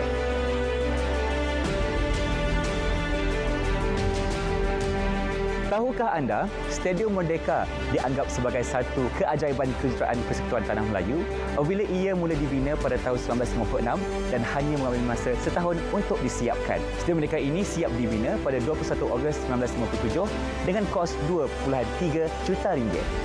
Stadium Merdeka telah dibuka secara rasmi oleh Tunku Abdul Rahman Putra Al-Haj pada 30 Ogos 1957 dan menjadi tuan rumah kepada Detik Bersejarah Negara apabila Tunku Abdul Rahman mengisytiharkan kemerdekaan pada 31 Ogos 1957. Dan di sini mempunyai 22,000 kerusi untuk penonton yang datang dan 3,000 daripadanya berbumbung. Banyak acara antarabangsa telah dilaksanakan di sini suatu ketika dahulu.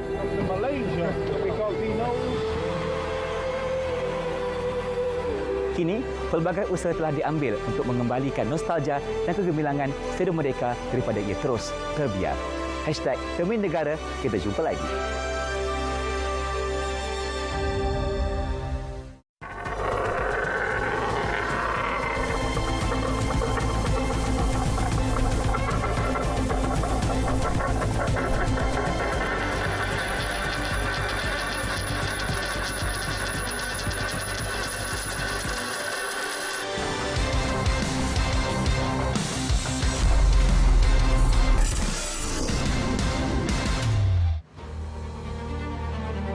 This conflict in Ukraine, for example, underscores the imperative to make peace and settle differences amicably through negotiations.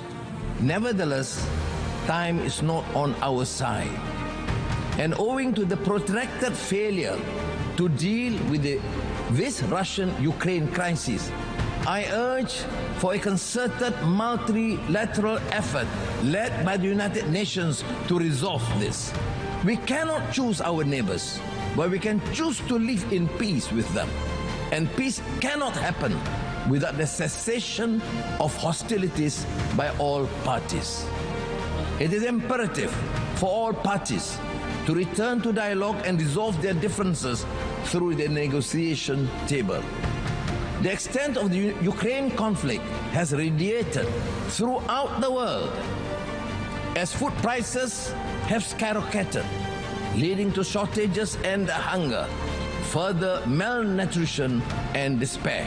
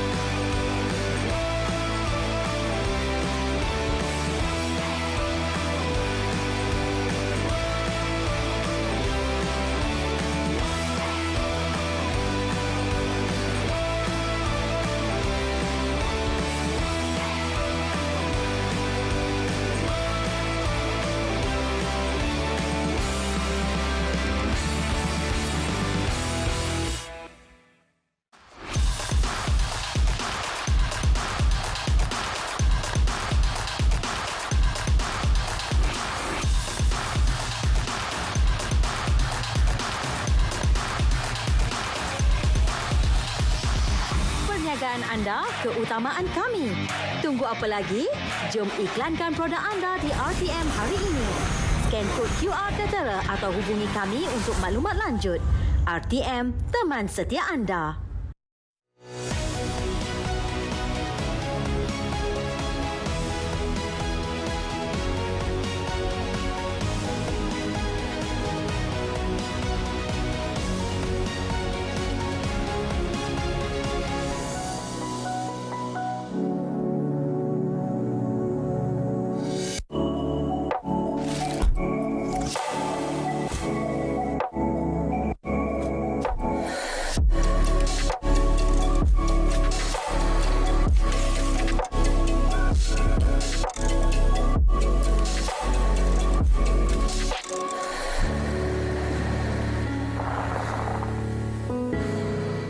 Apalah gunanya bergaya sakan berwajah cantik tapi bau badan daripada jauh orang dah bau apa ni kan.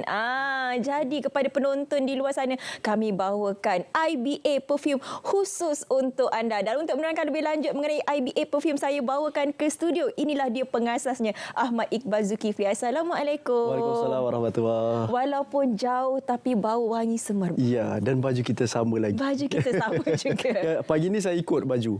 Saya tengok dalam Facebook kan, di Sahabat Pagi Malaysia. Okey, kena follow tema dia. Nasib baik dia sama. Tapi itulah, kita pun ada persamaan satu, Iqbal. Dua-dua meminati wangian. Betul. Tapi saya nak tanya kepada Iqbal, kenapa wangian yang menjadi pilihan? Walaupun kita kerap bercerita tentang minyak wangi IBA juga kan, tuan-puan. Assalamualaikum dulu kepada semua penonton Sahabat Pagi Malaysia. Terima kasih yang masih setia menonton saya juga kan. Jadi, kenapa minyak wangi? Bukan pakaian, bukan makanan, bukan apa-apa yang lain kan, sepanjang 8 tahun perniagaan saya. Sebab itu adalah memang yang saya perjuangkan. Minyak wangi yang dikatakan macam saya nak menurut apa yang antarabangsa lakukan. Jadi di situlah saya belajar pergi ke luar negara, lebih ke 30 negara juga untuk mempelajari tentang minyak wangi. Ini gambar ketika saya di Shanghai, di Singapura, di Dubai, di Brunei, Indonesia, Jepun juga baru balik, dan minggu hadapan saya pergi ke Paris, London juga untuk mempelajari tentang minyak wangi. Dan bayangkan kalau kita pergi ke Paris, France, kita perlu belajar selama 3 bulan. Di sana ada perpustakaan yang sangat besar. Dan saya juga terinspirasi ketika pergi ke Dubai. Cantik VT kali ini. Jadi di sini adalah antara penginapan hotel yang terbesar di dunia, yang termewah di dunia. Di situ saya melihat ada satu butik minyak wangi yang sangat mewah.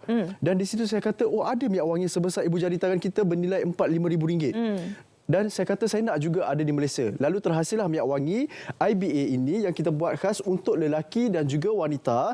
Dan hanya kepada 40 orang terawal akan menerima hadiah beg tangan ini. Jadi tuan-puan, apa yang tuan-puan perlu buat adalah simpan dan WhatsApp sekarang di nombor IBA yang tertera 019-9500 untuk dapat menjadi 40 orang terawal sahaja akan menerima hadiah beg tangan. Dan paling penting, IBA ini sangat menitik beratkan wangian yang tidak memeningkan kepala, juga tidak hapak apabila dipakai lama. Itu sangat penting. Sebab saya sendiri pun mempunyai alergi pada bau. Kalau kuat saya akan pening. Dan saya rasa Syafiqah pun sama kan. Kadang-kadang wangian tak serasi sebatian. Sebab itu kita ada antara koleksi IBA dihasilkan di antara kilang yang terbesar di dunia di Holland oleh 3 orang pakar atau perfumer peringkat antarabangsa yang turut menghasilkan minyak wangi yang harga ribuan ringgit sebotol. Jadi tuan-puan, kalau nak dapatkan segera sebab nanti koleksi yang ini kita akan dah tak ada lagi. Nanti kalau nak kena cepat-cepat. Kalau siapa yang nak repeat order, nak ulang order cepat-cepat. Dan yang penting, ambil nombor telefon WhatsApp, bagi tahu saja nak order IBA perfume di nombor 019-9500. Itu kena cepat-cepat. Termasuk ke Sabah Sarawak RM170 dapat 2 botol minyak wangi dan hanya 40 orang terawal sahaja akan menerima hadiah beg tangan. Jadi bila muncul saja poster yang tertera, cepat-cepat WhatsApp dan ambil gambar di skrin TV. WhatsApp saja, bagi tahu saja nak order IBA perfume. Kalau hubungi kita tak sempat nak jawab. Jadi yang ini termasuk Sabah Sarawak. Sebenarnya 60% pembeli daripada Sabah Sarawak. Yang penting nak dapat hadiah beg tangan, ada pelbagai design dan ini boleh pakai 4 ke 5 bulan. EDP 50 ml untuk setiap botol yang kita hasilkan khas untuk IBA saja. Tanpa ejen, tanpa stokis, hanya di sini saja. Jadi cepat-cepat bila bersiaran ni ambil gambar nombor telefon dan itu yang tertera di kaca TV adalah ketika pembelian pelanggan kita dalam masa 1 jam sahaja. Dan sebenarnya 4-5 kali ganda lebih daripada ini. Saya tak sempat nak masukkan video itu. Ada video yang saya akan tunjukkan sebuah tempat syarikat saya itu penuh dengan penghantaran. Dan sekarang ini alhamdulillah stok masih ada. Siapa nak order bolehlah. Jadi tuan-puan, ambil masa kalau kita nak postkan, bagilah masa 2-3 hari untuk kita postkan, tapi kita akan postkan segera. Tapi boleh juga bayaran secara COD. Barang sampai baru bayar. Caranya bagi tahu juga nak order IBA perfume, cuma syaratnya kena ada orang dekat rumah dalam masa 3-4 hari dan sediakan wang tunailah di rumah. Pastikan ada oranglah di rumah dalam 3-4 hari. Cuma ada charge RM5 bagi pihak mereka lah, bukan saya lah. Jadi yang penting bila poster muncul saja, cepat-cepat ambil nombor telefon dan WhatsApp untuk menjadi 40 orang terawal saja. 40 sahaja. Dan ada pelbagai design. Banyak kali saya terangkan, hanya 40 orang terawal yang akan dapat hadiah beg ini. Jadi sementara WhatsApp ni dah bertubi-tubi masuk ni, cepat-cepat WhatsApp sekarang, bagi tahu saja nak order IBA perfume di nombor 019-9500. Sekali baca dah ingat dah kan? Betul. Kalau kita lihat betapa berdedikasinya Iqbal untuk perfume ini, untuk IBA ini, boleh ke negara-negara luar untuk menuntut ilmu. Tapi cabarannya selain daripada itu bagaimana? Satu cabaran yang paling besar untuk di era sekarang kan, kita mendengar Indonesia dah menyekat untuk jualan secara TikTok dan itu kita tak tahu di Malaysia juga mungkin akan berlaku seperti itu. Jadi sebenarnya tidak hanya saya yang perniagaan secara jualan di luar pun terjejas sebenarnya. Kita sekarang ini saya melihat kualiti produk itu dihasilkan bagaimana dan cabaran untuk menghasilkan IBA perfume ni ketika mencari kilang sampai 20 kilang saya mencari untuk siapa yang boleh hasilkan IBA perfume yang memenuhi kehendak piawanan sebenarnya untuk menghasilkan minyak wangi. Bukan kata isi je macam tu kan. Sebab minyak wangi sebenarnya adalah suatu benda yang tidak mudah sebenarnya. Jadi itu yang saya titik beratkan dan cabaran ketika pergi belajar menghabiskan kos banyak seperti mana yang saya pergi bulan lepas ke Jepun dan pada bulan hadapan juga akan pergi ke Paris, ke London dan untuk mengekalkan IBA perfume ini jualan secara direct. Maksudnya itu kalau ikutkan orang perniagaan jarang yang secara direct tanpa ejen, tanpa stokis. Selalunya ada ejen, ada stokis sebab saya menjaga kualiti premium produk. Jadi tuan-puan, sementara ada stok dan kita dapat bagi hadiah beg tangan ini, walaupun dah banyak kali saya cuba hentikan bagi hadiah beg ni. Saya tukar hadiah lain. Nak beg juga. Saya pun macam, tak apa. Saya bagilah. Tapi tuan-puan, sejujurnya, yang tuan beli RM170 ni kan, beg tangan ini saya bagi pelbagai design juga. Sebenarnya setiap kali saya bersiaran, walaupun saya sebut 40, saya akan bagi lebih sebenarnya. Tapi tetap kena cepat-cepat. Sebab ini satu Malaysia yang tengok. Dan terutamanya Sabah Sarawak 60% pembeli daripada Sarawak. Sabah juga tempat Syafiqah juga kan. Jadi tuan-puan, bila muncul saja poster yang tertera, cepat-cepat ambil nombor telefon dan bagi tahu saja nak order IBA perfume. Dan kita pun dah kekurangan stok semua kan. Saya tak nak lagi berlaku kelewatan penghantaran seperti tahun-tahun lepas kan. Jadi nombor telefon pun sekali tengok dah ingat 019 9500. Kalau tadi macam Iqbal katakan banyak peminat-peminatnya di Sabah dan juga Sarawak, mari sama-sama kita dengarkan pula testimoni ni. Sambil-sambil tengok, sambil-sambil WhatsApp boleh tengok apa kata pengguna.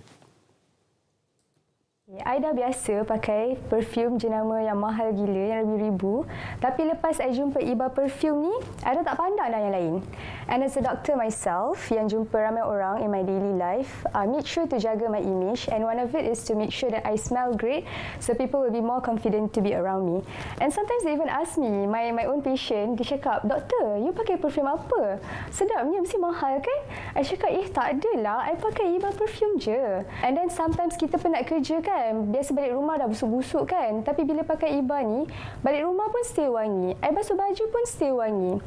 I tak reti nak explain macam mana bau dia ni. Bau dia memang sangat premium. Sometimes I pakai yang lelaki punya juga, tapi korang memang kena try sebab bau dia ni susah nak describe and tak tahu kat mana nak cari bau yang premium macam ni. Itu dia kata-kata daripada pengguna setia IBA perfume ni. Macam Iqbal katakan tadi lah, baru saja balik daripada Jepun, nanti nak pergi ke Paris pula. Antara banyak-banyak negara tu yang mana yang paling memberi impak kepada... Bagi saya tak nak bandingkan antara negara-negara mana kan, tapi sebabnya setiap negara itu adalah pelajaran yang berbeza kan. Dan yang memberi inspirasi kepada saya seperti Datuk Siti Nurhaliza membeli rumah di Dubai. Bila saya pergi di sana, saya macam, begini Dubai adalah memang syurga dunia lah katakan begitu, sebab mereka menghasilkan produk khas untuk IBA. Dan kenapa saya sampai mengumpulkan 200 jenama minyak wangi, bukan 200 botol, 200 jenama minyak wangi yang ada saya beli RM1,000 sebotol, RM2,000 sebotol. Sebenarnya saya nak ada kenangan tu dan saya nak biar Malaysia mencapai sampai ke tahap yang wangian sebegitu. Jadi tuan-puan yang mempunyai alergi pada bau yang kuat, saya sendiri 2 bulan sekali saya akan pergi ke hospital dan ini baru beberapa hari akan pulang ke hospital sebab saya mempunyai alergi yang sangat dahsyat. Sampai kena suntik semua kan. Jadi di situ yang beruntungnya bila pembuat produk ni yang mempunyai simptom sebegitu, saya akan lebih peka untuk menghasilkan produk supaya tidak pening, tidak hapak dan sesuai untuk lelaki dan juga wanita. Semua boleh pakai. Yang penting tuan-puan, caranya untuk dapatkan adalah satu cara saja. Kalau nak COD barang sampai pun boleh, tapi saya lebih sarankan untuk buat bayaran secara biasa saja sebab kita akan postkan dengan kadar segera sementara stok masih ada dan mesej ni bertubi-tubi dah masuk ni. Jadi tuan-puan, WhatsApp sahaja caranya. Bagi tahu saja nak order IBA perfume di nombor 019 9500. Boleh pakai 4 ke 5 bulan dan ramai yang juga buat hantaran perkahwinan. Jadi ambil gambar poster yang tertera sekarang ni, kita hanya ada beberapa minit saja lagi. WhatsApp sahaja di nombor 019 9500. Mungkin ini yang kali terakhir ke, kita tak tahu.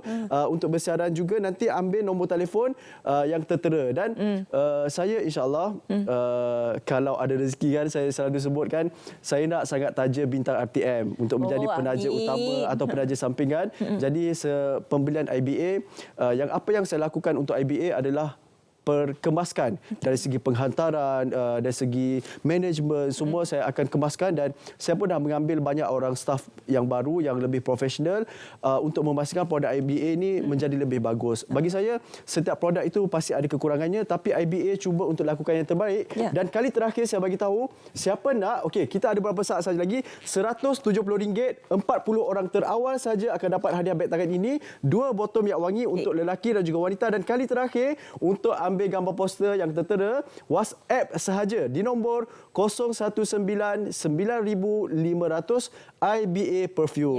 019 9500. Dapatkan segera IBA perfume hari ini. 40 orang terawal akan mendapat hadiah beg ini. Terima kasih banyak-banyak Ahmad Iqbal Zulkifli. Semoga maju jaya, semoga apa yang diimpikan menjadi kenyataan. Terima kasih juga untuk tuan RTM juga memberikan masa untuk saya juga. Terima kasih banyak. Maaf kekurangan saya sama-samalah kita Iqbal. Okey, kita nak berehat seketika sambil saya nak cuba-cuba IBA perfume ini. Tapi sebelum tu kita nak berehat. Jom kita berehat seketika.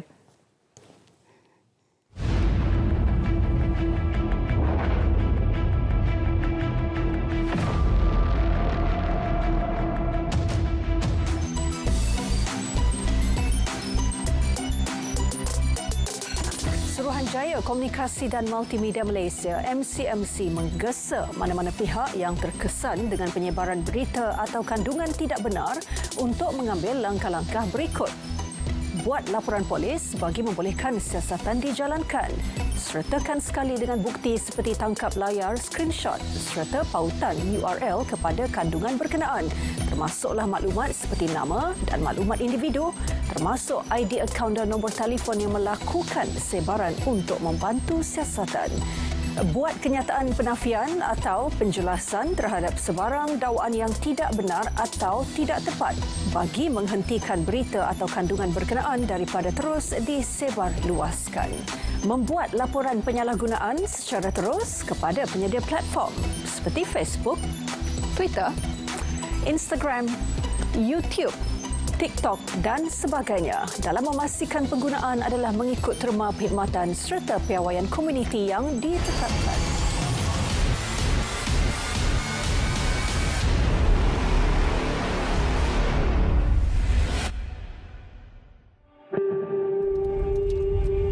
Kakak, jangan buat macam tu.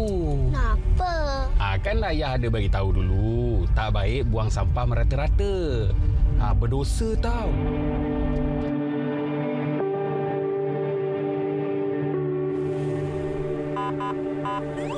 Kena dah.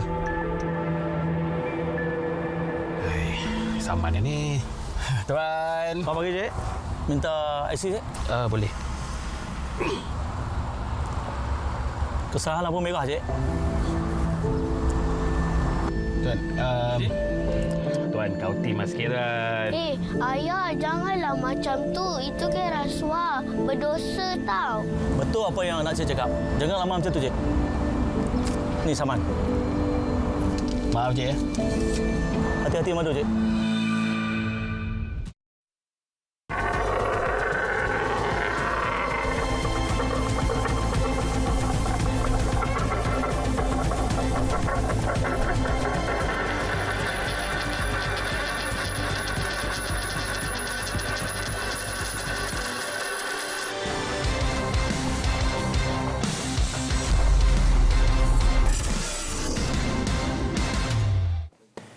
Dan pastinya selepas PRK Pelangai, yang mana kita akan bawakan secara langsung kepada anda, dan tumpuan pada bulan depan sebenarnya adalah bajet 2024.